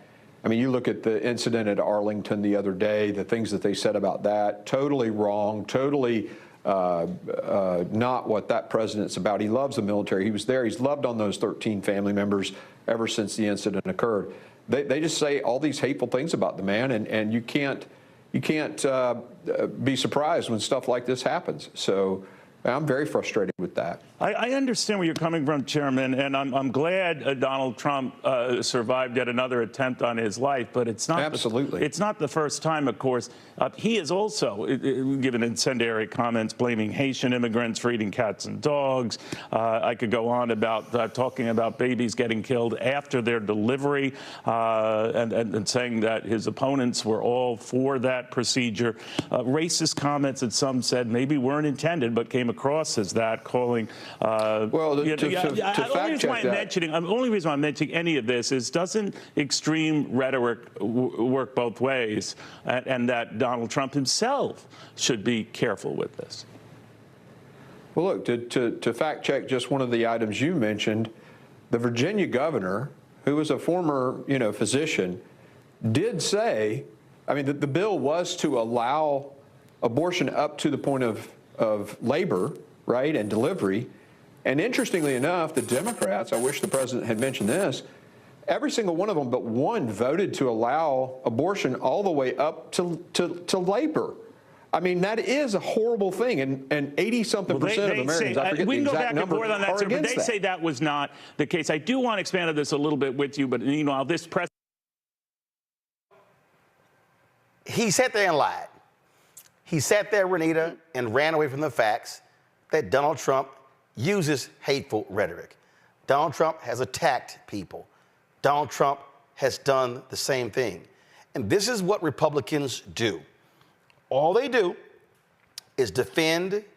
They don't want to call out truth. A little bit later in the show, we're around the third anniversary. It took place September 12th, when I was on ABC News, ABC This Week, when I called out Christie, and I said Republicans have no morals, values, principles, or ethics when it comes to Donald Trump. And we're going to play that for you, but that's the truth. This guy sat here and did not want to say, yes, Donald Trump should stop using hateful rhetoric and attacks on people. No, all he did was offer excuses, and he offered excuses to the insurrection on January 6th, talking as if it was just a walk in the park and a peaceful protest. This is what they do. Wow. Roland, the man. No, wait. I said Renita. So Renita, go. Yeah, absolutely. That guy lied. He lied many times. Number one, I've heard nothing that Democrats have said that even come close to outright wishing death on elected officials, as we talked about in the tweet where they were saying that someone would be an American hero if Kamala got murdered. The second thing is that he mentioned in the clip that Democrats are supporting abortion up until the point of labor. That's not legal anywhere in this country. So there are many lies. And I really hate that the media a lot of times fails to check these people on their lies directly and in time, because it shouldn't be on the viewers to go back and research if an elected official is saying something that's actually truthful or not. The media should be correcting them in real time. Makongo? Well, what's sad about that is that this is what most networks have done with Trump up until around the insurrection. And some are still having people on their shows, and some of the CNN, the Scott Jennings of the world, who are still caping for Trump in ways that they shouldn't be. This permission structure that has given Trump the ability to get to where he is, it's also been transferred over to JD Vance as well. And the fact that they haven't been called out, as bad as everything that Trump has said, and JD Vance and all of these Republicans that Ted Cruz have said over the years, the people that are a close second are the media people who gave them a pass, the media people who never challenged them, who never asked important follow-up questions. And they did this across so many networks until people finally started realizing that this guy was a liar. You were able to call him a liar up front from the beginning. The Karen Hunters, the late great Joe Madisons, were able to call him a liar from the beginning. But these guys dragged their feet and created this opportunity for Trump to be able to say whatever he wants, to be able to get all that unearned media time because they wanted ratings. Journalists and so-called journalists put us here almost as much as Trump and his ignorant rhetoric has done. And I'm glad that, this guy was called out. But these situations where they're getting called out are few and far between. And it needs to be happening more, especially as we're getting closer to November. Julian? fact-checking needs to happen in real time. In other words, this man lies like a rug, he lies. And very rarely does the media call him out on it. There were a couple of instances in the debate last week when Dana Bash, they called him out, or the ABC team called him out. There were very few. They called him out 3 times, and he told 33 lies. So the media has to call him out. And if they don't, Obakongo is absolutely right. They are complicit in his BS by allowing him to spew nonsense on a regular. The whole dogs and cats thing is taking on a life of its own because the mayor of that small town has said, this is nonsense. This is not what's going on. We don't have any reports of this. But he and JD Vance continue to tell lies about that. And not only that, JD says, well, if I made it up, I just wanted to bring attention to this town. No, dude, you're an MF liar. You are a liar. I mean, you would know the truth and lay down in the bed with you. And so basically what we're seeing is the acceptance of what Kellyanne Conway used about our own facts, alternate facts. You have your facts, I have our facts. That is nonsense. So, Roland, you call it out. And that's important. You call it out, and a few others do. Well, most people are willing to allow this guy to just get away with lies, and they're willing to have conversations about the lies. And what they ought to say is, "You are a liar, dude." But they don't even want to use that particular word. That's been there. They were scared to do that for all of these years. Hold tight 1 second. Hold tight 1 second. Going to a break. We come back. How many times have I said that the right is not really pro-life? They're actually anti-abortion. We come back, we're going to talk about the story of a black woman in Georgia who died as a result of their hardcore stance against abortion and how it is scaring doctors to provide life-saving care. That's next right here on Roland Martin Unfiltered on the Black Star Network. Back in a moment. He told us who he was. Should abortion be punished? There has to be some form of punishment. Then he showed us. For 54 years, they were trying to get Roe v. Wade terminated, and I did it, and I'm proud to have done it. Now Donald Trump wants to go further with plans to restrict birth control, ban abortion nationwide, even monitor women's pregnancies. We know who Donald Trump is. He'll take control. We'll pay the price. I'm Kamala Harris, and I approve this message. IVF is a miracle for us because it allowed us to have our family.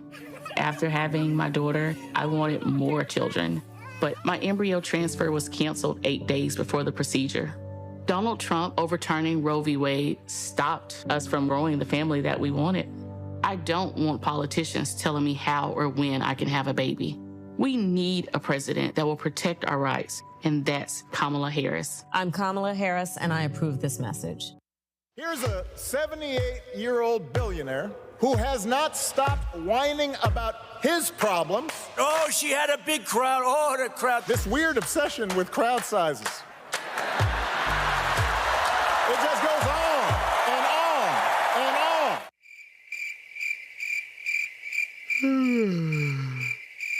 America's ready for a new chapter. We are ready for a President Kamala Harris. I'm Kamala Harris, and I approve this message. In 2016, Donald Trump said he would choose only the best people to work in his White House. Now those people have a warning for America. Trump is not fit to be president again. Here's his vice president. Anyone who puts themselves over the Constitution should never be president of the United States. It should come as no surprise that I will not be endorsing Donald Trump this year. His defense secretary. Do you think Trump can be trusted with the nation's secrets ever again? No. I mean, it's just irresponsible action that places our service members at risk, places our nation's security at risk. His national security advisor. Donald Trump will cause a lot of damage.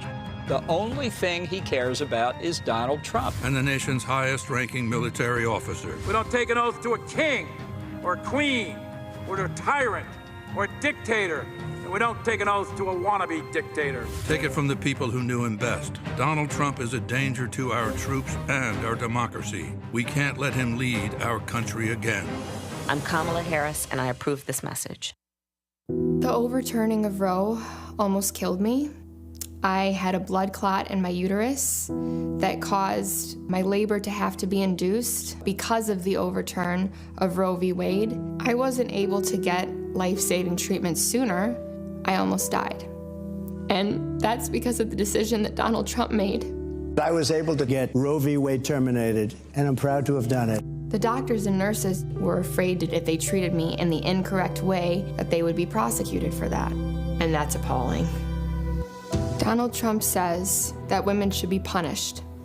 Do you believe in punishment for abortion? There has to be some form of punishment. For the woman? Yeah. I believe that women should have reproductive freedom to make the choices about their own bodies. 4 more years of Donald Trump means that women's rights will continue to be taken away one by one by one by one. This has to stop because women are dying. I'm Kamala Harris, and I approve this message.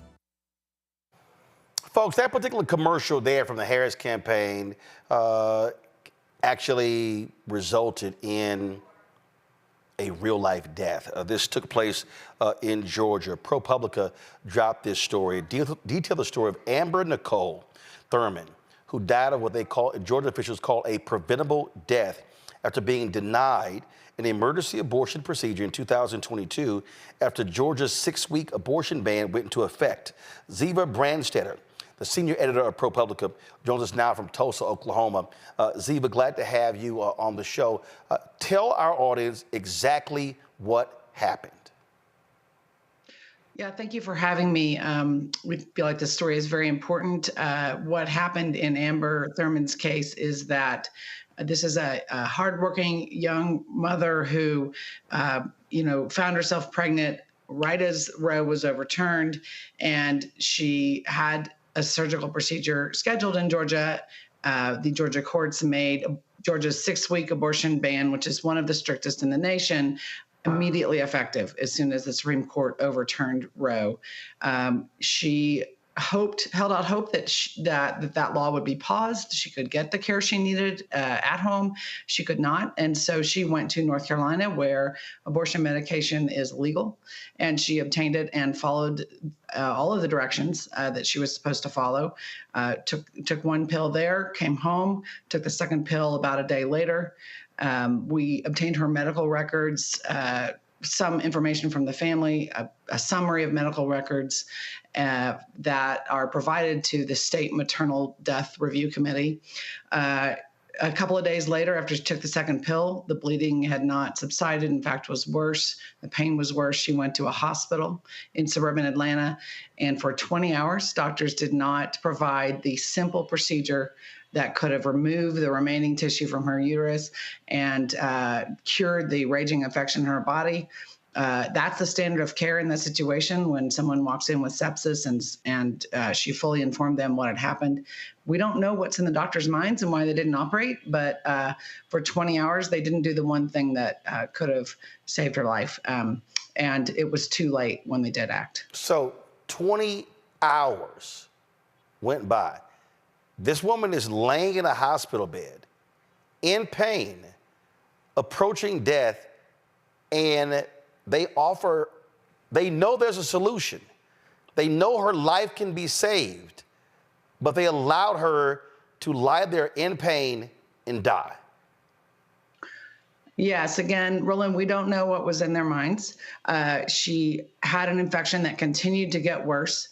We did talk to experts who said, yeah, the standard of care here would be, it's called a DNC, dilation and curettage. And after Roe passed, DNCs were provided for miscarriages, for abortion care, cut the rate of death among especially women of color by 40% in the first year after Roe.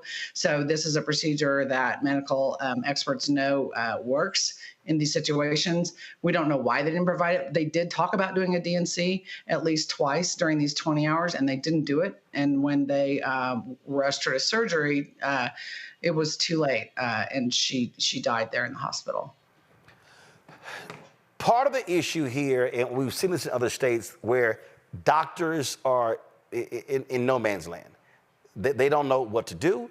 They don't know, because a lot of these states have passed laws that hold them personally liable, and right. So they are They're stuck because they understand the Hippocratic Oath, but they're just sort of sitting here, hands tied, and these politicians who are not doctors, who are making ideological, some cases religious decisions on politics, are not caring about these people dying. And this is where there was a woman, y'all can find the video, there was a Republican who I challenged on my show last year when I said, you're not pro-life, you're anti-abortion.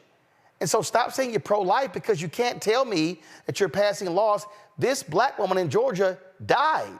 She's dead. She had, her child does not have a mother as a result of this law. She was a very healthy young woman. A state committee of 33 experts, including 10 doctors, found that her death was preventable, and that the delay at the hospital had a large role in creating this situation, recommended that hospitals in Georgia not wait to provide DNCs in these kinds of situations. So, you know, the interesting thing is that these reports are not public. They're not provided to the family. I mean, we had to dig this out. And there are certainly other cases out there like this. In fact, ProPublica is going to tell the story of a second woman, also a black woman, a mother whose death was also real preventable. And we are working on that. You know, we're going to get it right, and we're working on that as quickly as we can. Happy to come back on the show to tell you. Absolutely. Based upon your report, have you heard from any Republican lawmakers as a result of your story? We've heard, there have been many lawmakers who've spoken out on social media and reached out. I do not believe after this story is published, we've heard from Republicans, but I haven't. Today's been busy, and we've been trying to keep up with it all. I will say that the governor of Georgia, when this 6-week ban passed, said he was overjoyed that this law had passed, that women would be kept informed, they would be safe. And when ProPublica reached out to him to ask about these 2 deaths, he said that we were engaging in fear-mongering, which is exactly what they said when advocates tried to block this law 2 weeks before Amber Thurman died.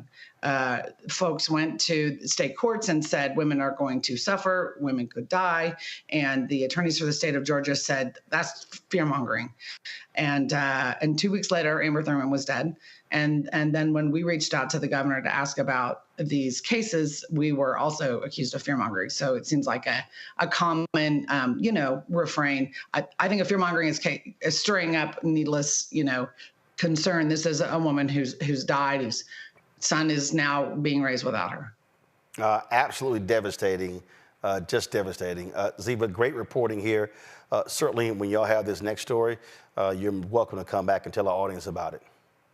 Yes, sir. Happy to. Thank you very much, folks. Again, go to ProPublica, pull the story up. Go to ProPublica. Folks, I'm telling you right now, they do absolutely fantastic work. We're now living in a world that not a lot of investigative reporting, but the work they do is fantastic. And so you see, this is the story right here. Abortion bans have delayed emergency medical care. In Georgia, experts say this mother's death was preventable. And so go to ProPublica.org and check out this story. I told y'all when I've called out Republicans and conservatives saying they're not pro-life, they're anti-abortion, you might remember the conversation we had on our State of the Union coverage that took place last year. This video has gone viral. It probably has gotten anywhere from 25 to 30 million views every time somebody ran it. And this is exactly what I was talking about when we were addressing this issue. When we talk about aborting babies, like, so you're saying to me that because we support life, actually giving babies the opportunity to live, I'm confused. I'm so confused. First of all, you know, hold up. You're confused because you think I'm saying something that I'm not. Well, tell me what you're saying. What I'm telling you, I'm being very clear. You cannot say you are pro-life when you vote against prenatal care for the mother. You cannot say you are pro-life when you vote against Head Start. You cannot say you are pro-life when you do not want to expand Medicaid to keep hospitals open. You cannot say you are pro-life when you have OBGYNs who are not available in your state. You cannot say you are pro-life when you have black women who are dying at a higher rate during childbirth and you do nothing public policy-wise to fix it. You cannot say you are pro-life if you allow infant mortality rates to be sky high in areas where there are black and brown people. What that tells me is you are anti-abortion. You are not pro-life. Because if you are pro-life, you care about the child in the womb and when the child is out. And if you are pro-life, you are standing there with black folks when their kids are killed by cops. You are not silent. So if you're pro-life, be pro-life from the womb to the tomb, but not just in the womb. When you talk about black... This right here, Renita, again, this black woman in Georgia should still be alive. Her child should have a mother. And because of hardcore MAGA, right-wing, Christian, evangelical, evil policies, she's dead. And they make no exceptions for rape and incest. And they have put doctors in an extremely difficult position where they may face years in prison if they actually save someone's life. This is not what should be happening in this country. Absolutely. And so I was still serving in the legislature in 2019 when this bill passed. And this bill does have exceptions in it for rape, incest, and for the life of the mother. But the point is, and this is what everybody in the audience, particularly those in the black community, should understand about these bills. The bills that make these exceptions, it doesn't matter. Because these exceptions, any physician will tell you, they do not give them the freedom to treat patients in a way that they previously could before Roe was overturned and before the the bill to outlaw abortion was passed in Georgia. And the reason is because the bills just use very, I would say, casual language saying, you know, that you can do an abortion when the life of the mother is in danger. But the problem with that is that very simple language is all up to interpretation by each doctor. So think about it this way. Sometimes when people go to a doctor and a doctor says, oh, this is your condition and this is what I think the treatment should be, commonly people will go to a second doctor to get a second opinion. Why is that? Well, they will do that because they know that you can talk to two doctors and they'll have a different opinion looking at the same medical situation. And so when these bills have exceptions for the life of the mother, it's not as clean cut as it sounds, because when one doctor determines, okay, you need an abortion to save your life, another doctor may not feel the same. And so what doctors are doing, and they're telling this, they're reporting this. I actually just finished a research project not too long ago for my communications firm where I write messages for lawmakers to use. And a lot of the research is saying that since Roe, doctors are saying that they are intentionally waiting longer to do these life-saving abortions, because what they don't want to have happen is that they do the abortion when they know that it's necessary, like in the case of this woman who passed away, where she did not receive an abortion, but they would have normally taken that action to give her an abortion and save her life. They don't do that because they want to make sure that in hindsight, no other doctor will come behind them and say, oh, well, I don't think that an abortion was necessary in this situation. You could have done X, Y, Z to save her life. You didn't need to do an abortion. And so doctors are intentionally waiting, not because they don't care about patients, but they are now having to balance providing care along with not getting themselves in trouble. And so advocates like myself and others in 2019 told the governor and told conservatives at the time that they were passing this bill that abortion access is not only about whether or not you want to become a parent right now, it is also about the fact that abortion is health care, and sometimes you just need an abortion to save your life. Almost 20% of pregnancies in this country every year end in miscarriage or need to be terminated. And that's just the ones that we know about that are documented on record. So everybody has to stop thinking that all pregnancies just, naturally go well and there's never any complications. Sometimes you as a person who may not even want an abortion may need an abortion to save your life. And that's what happened to this young woman who died unnecessarily. Julian? What Renita has said is so very important, especially the fact that the term abortion is a lightning rod when you're really talking about health care. You're talking about taking care of a mother whose child may be compromised and is a danger to her to deliver that child. And now all these politicians have gotten into the healthcare business. And if they were not in that business, we would find so many more cases like this case, but they would not have been adjudicated in the public eye.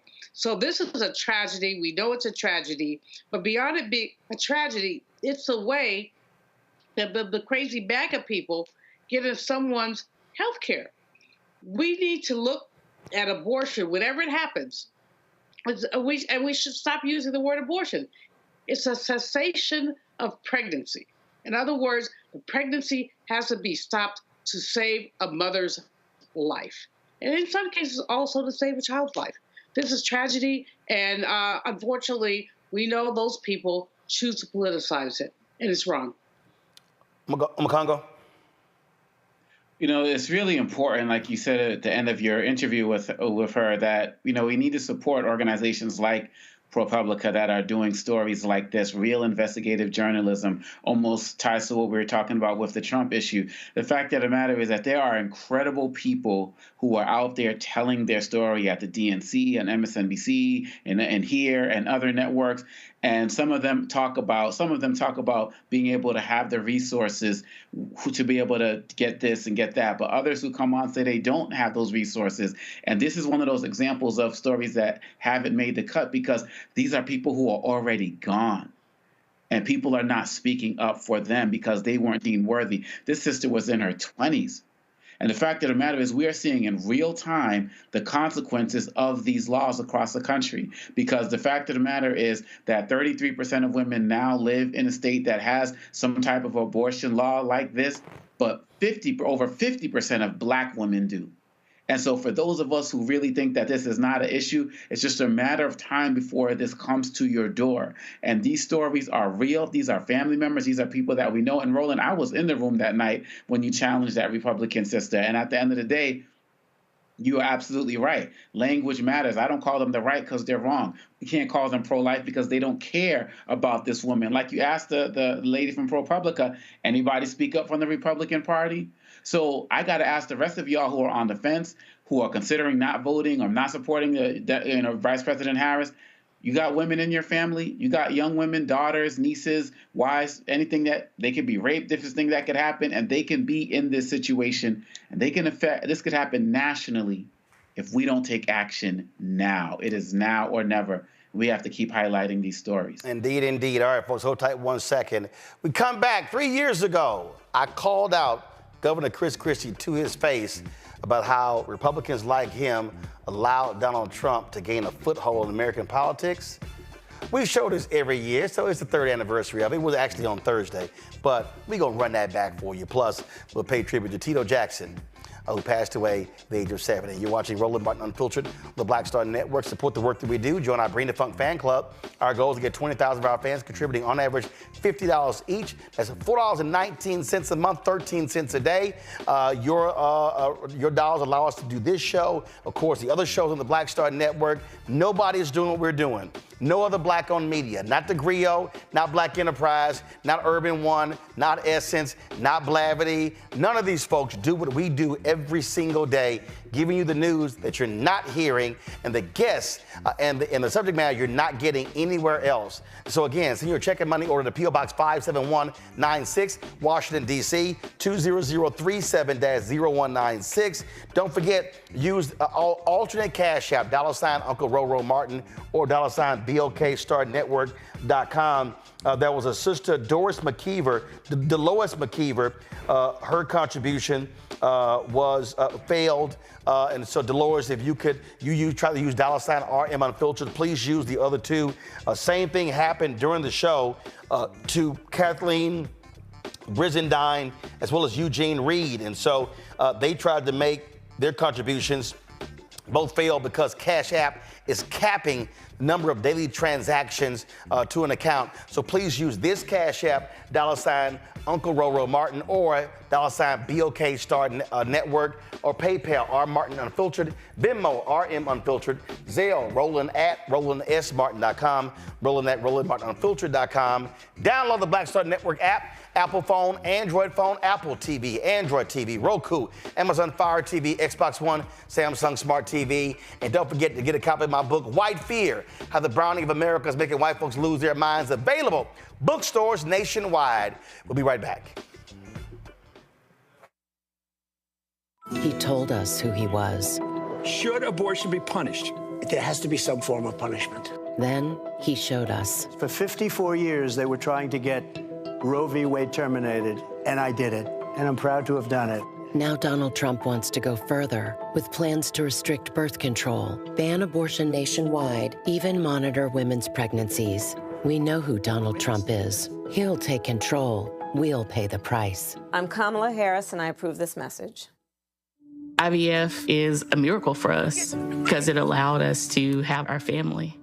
After having my daughter, I wanted more children, but my embryo transfer was canceled 8 days before the procedure. Donald Trump overturning Roe v. Wade stopped us from growing the family that we wanted. I don't want politicians telling me how or when I can have a baby. We need a president that will protect our rights, and that's Kamala Harris. I'm Kamala Harris, and I approve this message. Here's a 78-year-old billionaire who has not stopped whining about his problems. Oh, she had a big crowd. Oh, the crowd. This weird obsession with crowd sizes. It just goes on and on and on.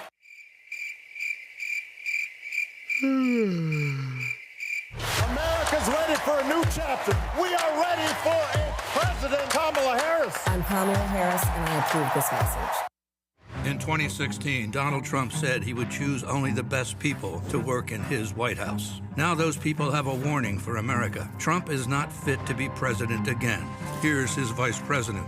Anyone who puts themselves over the Constitution should never be president of the United States. It should come as no surprise that I will not be endorsing Donald Trump this year. His defense secretary. Do you think Trump can be trusted with the nation's secrets ever again? No. I mean, it's just irresponsible action that places our service members at risk, places our nation's security at risk. His national security advisor. Donald Trump will cause a lot of damage. The only thing he cares about is Donald Trump. And the nation's highest-ranking military officer. We don't take an oath to a king or a queen or to a tyrant or a dictator. And we don't take an oath to a wannabe dictator. Take it from the people who knew him best. Donald Trump is a danger to our troops and our democracy. We can't let him lead our country again. I'm Kamala Harris, and I approve this message. The overturning of Roe almost killed me. I had a blood clot in my uterus that caused my labor to have to be induced because of the overturn of Roe v. Wade. I wasn't able to get life-saving treatment sooner. I almost died. And that's because of the decision that Donald Trump made.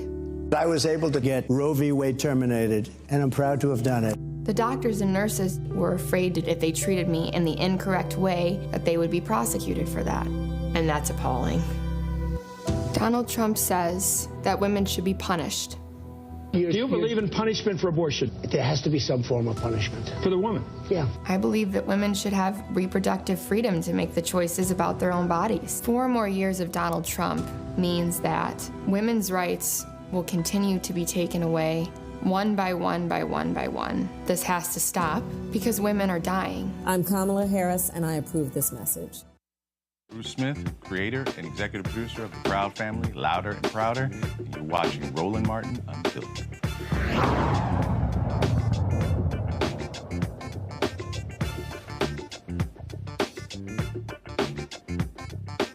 All right, y'all. So we were so busy last week with CBCF and the passing of Frankie Beverly and the debate and everything. So on Thursday was September 12th. And that was of course, the day 3 years ago when I went on ABC This Week. And they had me, of course, on the show was several different people in there, including Governor Christie. And remember, he had done this big old speech at the Reagan Library, and all of these people were touting his speech and how wonderful it was, and how he called out Donald Trump, and how he challenged Donald Trump, and all this sort of stuff like that. This was we had put out the graphic, and this here was the graphic we put out. And so we go on the show, and I don't have anything to do with the topics they bring up. I had nothing to do with it. And so they decided to talk about, during one of the breaks, they said they were going to talk about his speech. And I remember the sister Yvette, she was like, y'all going to bring that speech up? And I ain't say nothing. But inside, I was like, oh, hell yes, bring that speech up, because I got to light this ass up.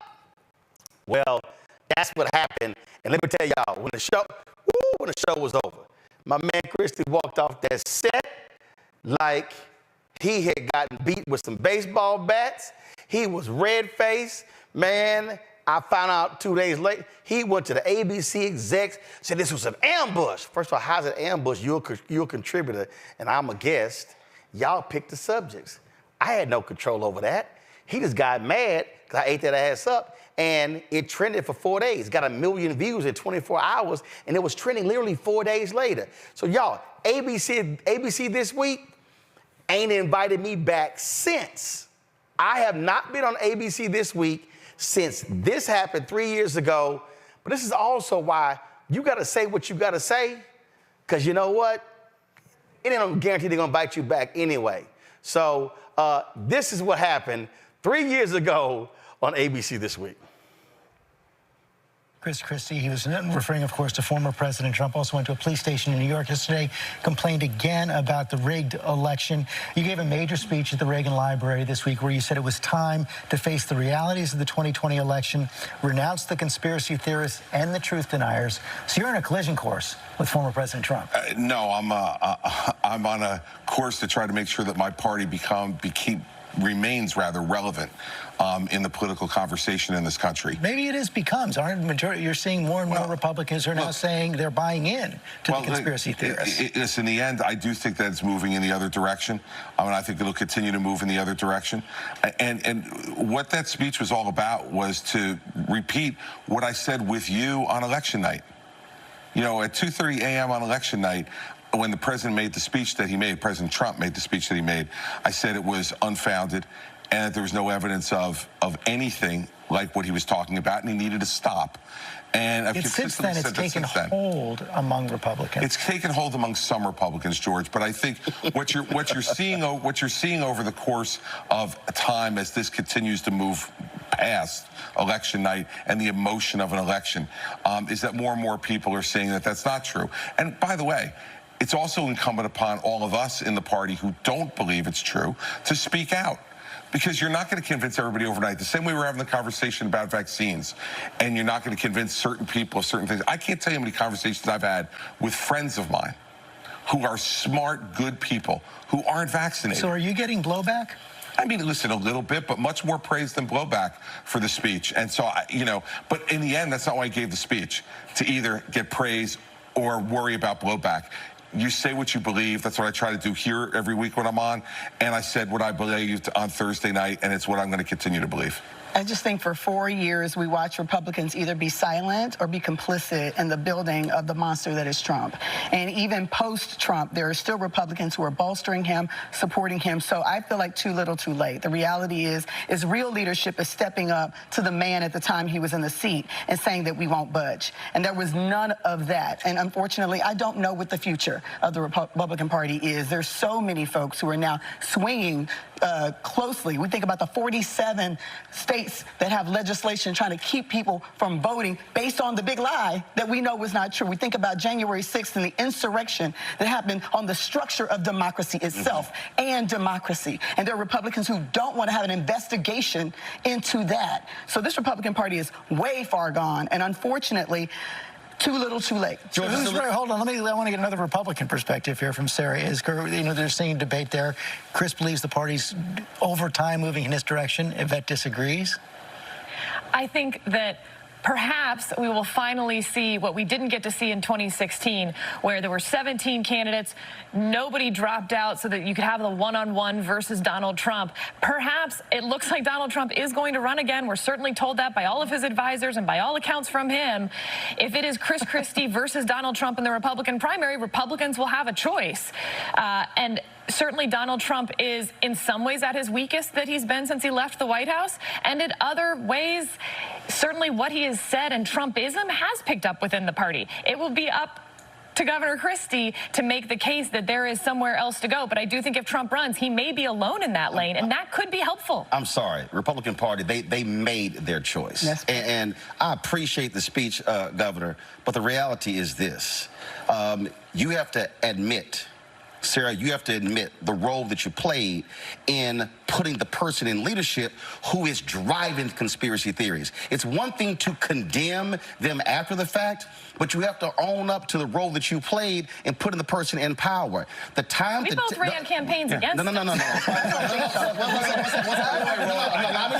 finish. First off, I don't one second. First off, I don't admit anything to you. Can I finish? First off, I don't admit to you. And second, I ran against Donald Trump in 2016. You also coached him for the debate, sir. You ran against, here's the deal, you ran against him. But when a person has principles, morals, and values, they do not support them even if you lose. Right. And what they say is, I choose patriotism and the country over party and power. And the problem was too many Republicans chose power in riding with Donald Trump as opposed to patriotism and America. I'll sleep fine tonight with you judging my morals. Well, guess what? As a voter, as a voter who has 13 nieces and nephews, what I also want to see in America are Republicans and Democrats who have the guts to stand up to narcissists, to folks who lie, to folks who sit here and lead a country in the wrong direction. And what that man has unleashed on this country, any Republican who stood with him has to own it and accept the role that they played. Yeah, well, that's fine. I'll accept the role that I played in the 2016 election running against him, and I'll accept the role... Let him finish his point now. Let him finish his point. And I'll accept the role that I played in my belief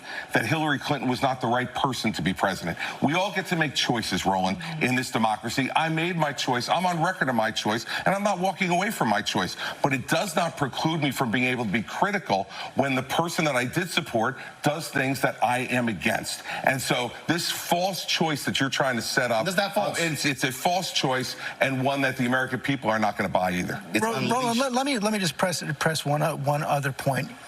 Right now, I would argue that the fact that so many Americans can't buy into simple facts is probably the biggest existential threat we face to our democracy. So when somebody speaks up for that, isn't it something to be praised? Facts are critically important. But again, when you support someone who said fake news, when you were truthful and then push that, then when you have the networks and the conservative radio talk show hosts, that whole echo chamber driving that's the problem. I am a native of Texas who is still registered there, and I am dealing with Greg Abbott and Dan Patrick, who is consistently lying and making things up, and you're dealing with that. I'm dealing with people who are changing textbooks, well, here's the deal. I have a very basic principle since I've been a journalist. If you do good, I'll talk about you. If you do bad, I'll talk about you. One second. At the end of the day, I'll talk about you. And somebody has to say what others are afraid to say. Sarah, you get the last word. If you want to persuade the half the country that voted for Donald Trump in 2016 to move to your side, then you've got to stop villainizing them. You've got to stop having these conversations where everyone who is not with you is against you. And when someone says that Donald Trump did something wrong, you may want to consider praising that and trying to use that to persuade the people who are not going to be persuaded by what that is going to have to be the last word. This debate could obviously continue. I'm sure it will in coming weeks. Yeah, they ain't want to continue that debate. Like I said, Christie was hot. He went to the principal's office and whined and complained, and ABC News ain't invited the brother since, even when the sister, Kim Godwin Black, was the president of the network. But guess what? I don't take back a damn thing I said, because everything that I said then has applied.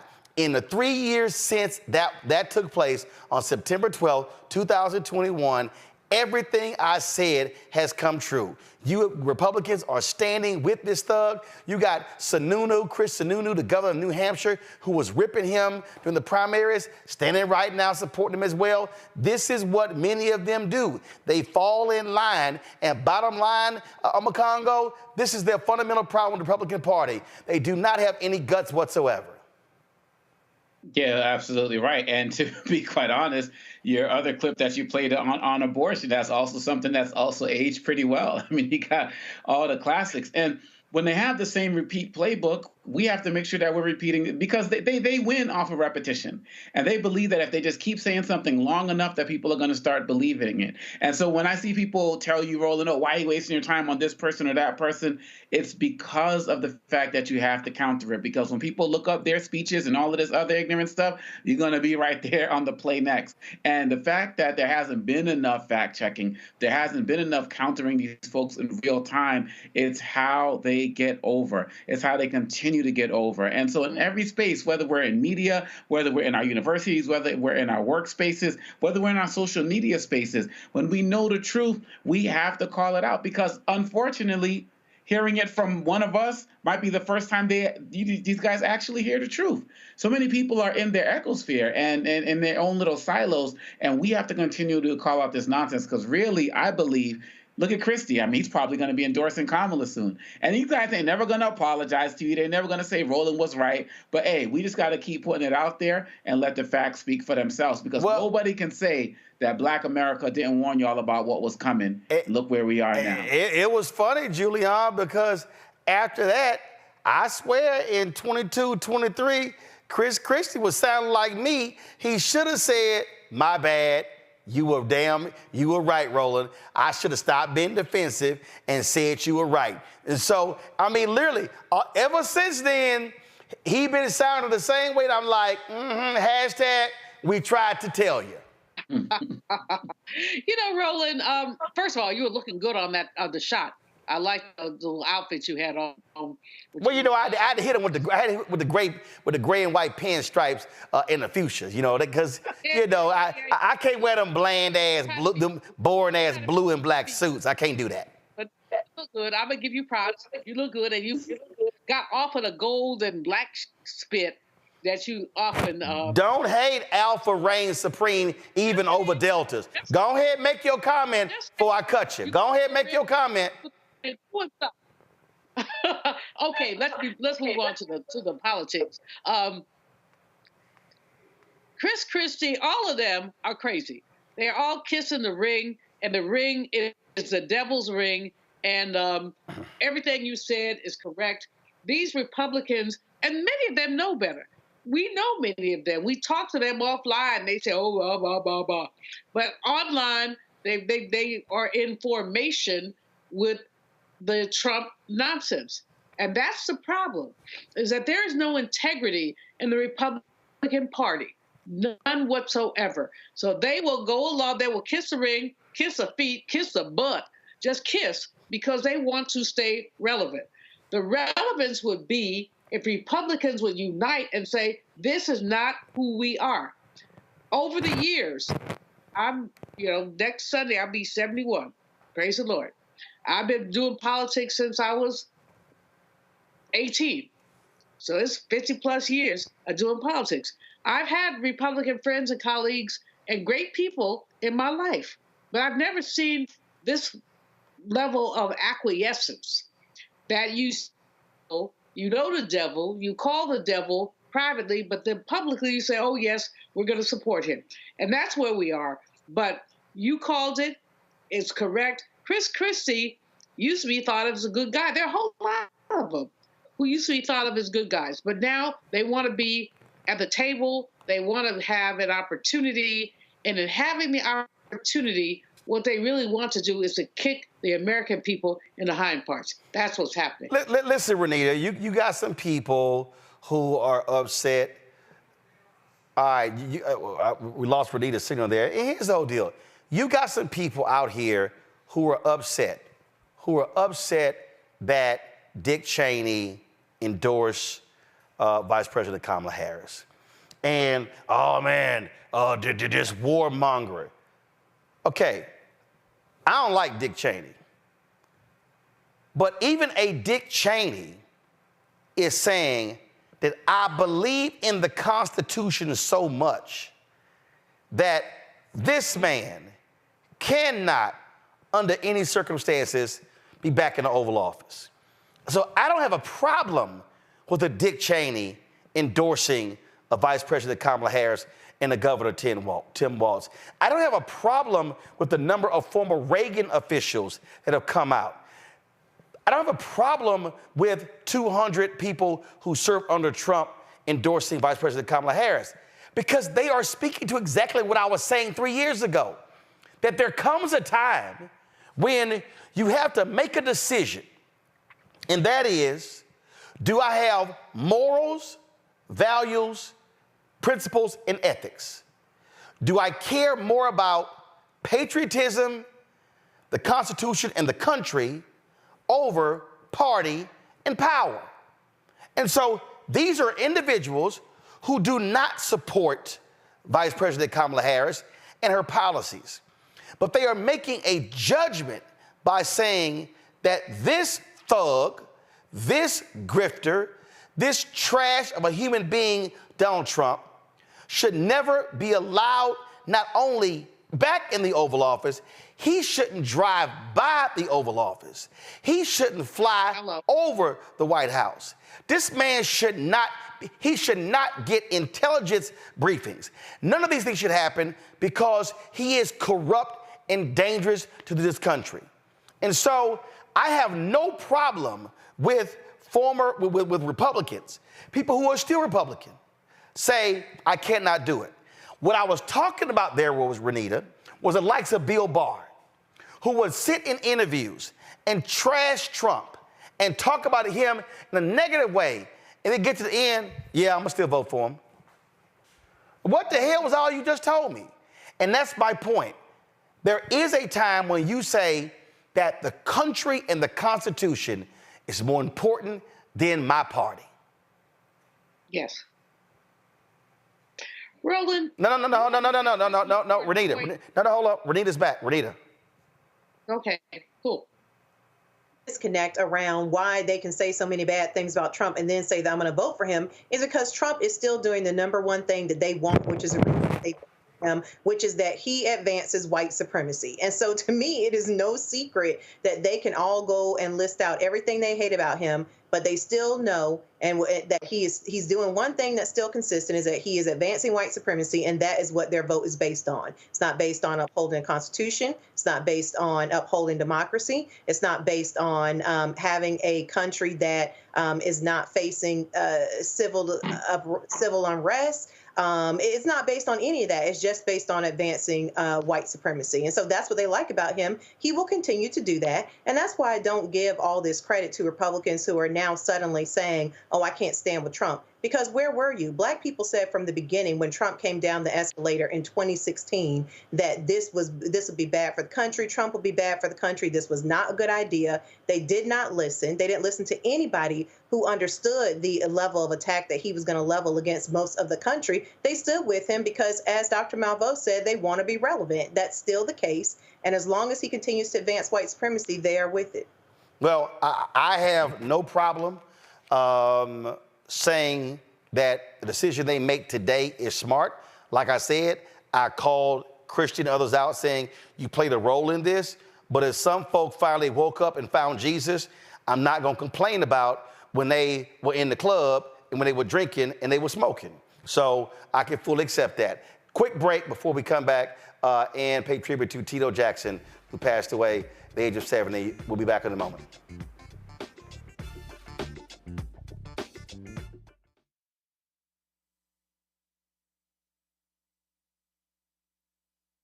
IVF is a miracle for us because it allowed us to have our family. After having my daughter, I wanted more children, but my embryo transfer was canceled 8 days before the procedure. Donald Trump overturning Roe v. Wade stopped us from growing the family that we wanted. I don't want politicians telling me how or when I can have a baby. We need a president that will protect our rights, and that's Kamala Harris. I'm Kamala Harris, and I approve this message. Hello, I'm Paula J. Parker.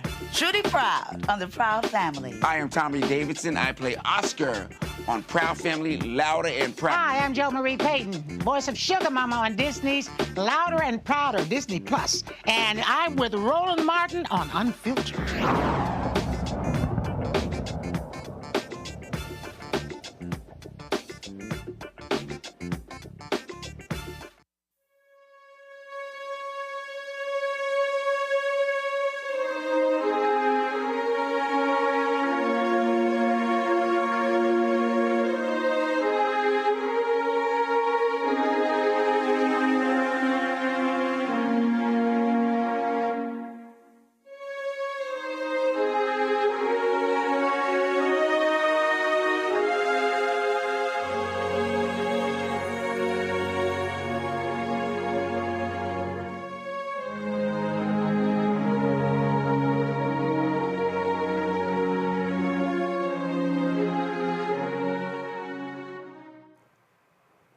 Tito Jackson, one of the members of the Jackson 5, has passed away at the age of 70. Reports came out last night regarding his death, confirmed by his agent. His sons posted on social media, "It is with heavy hearts that we announce that our beloved father, Rock and Roll Hall of Famer Tito Jackson, is no longer with us. We are shocked, saddened, and heartbroken. Our father was an incredible man who cared about everyone and their well-being. Some of you may know him as Tito Jackson from the legendary Jackson 5. Some may know him as Coach Tito, or some know him as Papa T. Nevertheless, he will be missed tremendously.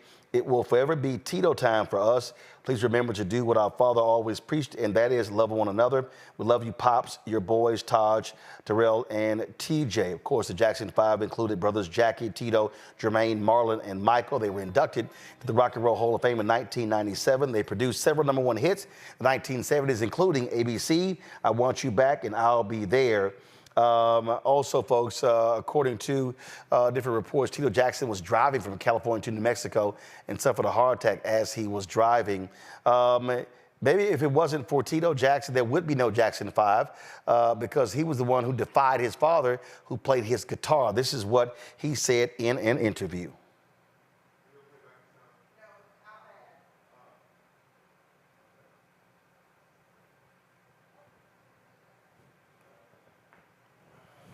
All right, hold on one second. I'm gonna get this, I'm gonna reset this here so y'all can actually hear what he had to say. Give me a second. All right. Touch my guitar when I'm... He knew we loved that guitar, and so he used to say before he went to work, he put it away in the closet in the case and tell us, sit us on the couch and point his finger, "Don't you touch my guitar when I'm at work." You know, so of course, you know, children, that means you can touch my guitar while I'm at work. That's what I heard, you know. So I was playing this guitar for many, many, many months, and my mother would let me play it. She knew I wasn't supposed to play it, but she thought I was making progress and whatever. So one day I broke the string, and I didn't know what to do about it. I didn't know how to change the string. I didn't know what string I broke or whatever. Couldn't even buy one. He came home, saw the string broke, and was really upset about it, man. He took care of my ass, and then he sat me down and put the guitar in my lap and said, "Show me what you know." So here I am playing this guitar and crying. You know, I'm about like 7, 8 years old. And he looked at me and said, "Dang, you playing just as good as me." So he gave it to me. He gave me the guitar right there on the spot. And bought himself another guitar, a better one, of course, but I still have that original guitar. Wow. Yeah, so he said, he gave me the guitar. He said, "I want you to learn every song on the radio." So that's what I started doing, and I was learning songs by the Isley Brothers, Temptations, Ford, whatever, and then Jackie and Jermaine, and then we were harmonizing, and Michael and Marlon were just little bitty things, you know. They were somewhere around 2, 3, 4 years old. Playing with little cars, you know what little boys do, and we'd kick them out the room and that whole thing. Then one day, like a year or two later, we hear Michael singing a little thing in kindergarten, singing "Climb Every Mountain." So, man, without that, maybe there would not have been a Jackson 5. A lot of folks have been posting a lot of their remembrances. Smokey Robinson posted on Instagram that he was just doing an interview with Tito last week, and he was also talking about how they performed at a concert. And Tito Jackson was also preparing for a tour. Even though the Jackson 5 broke up, he still toured, was still playing, still participating, putting out music, still doing what he loved. And so many people will certainly will miss Tito Jackson, who passed away at the age of 70 years old. Julian Omakongo, Renita, we certainly appreciate y'all being on today's show. Thank you so very much. Folks, don't forget to support the work that we do. Tomorrow, I'll be broadcasting from Detroit, where I'm headed to participate in the General Motors Diversity Media Summit. And so, again, if you want to support the work that we do, join our Bring the Funk fan club. Send your check and money order, P.O. Box 57196.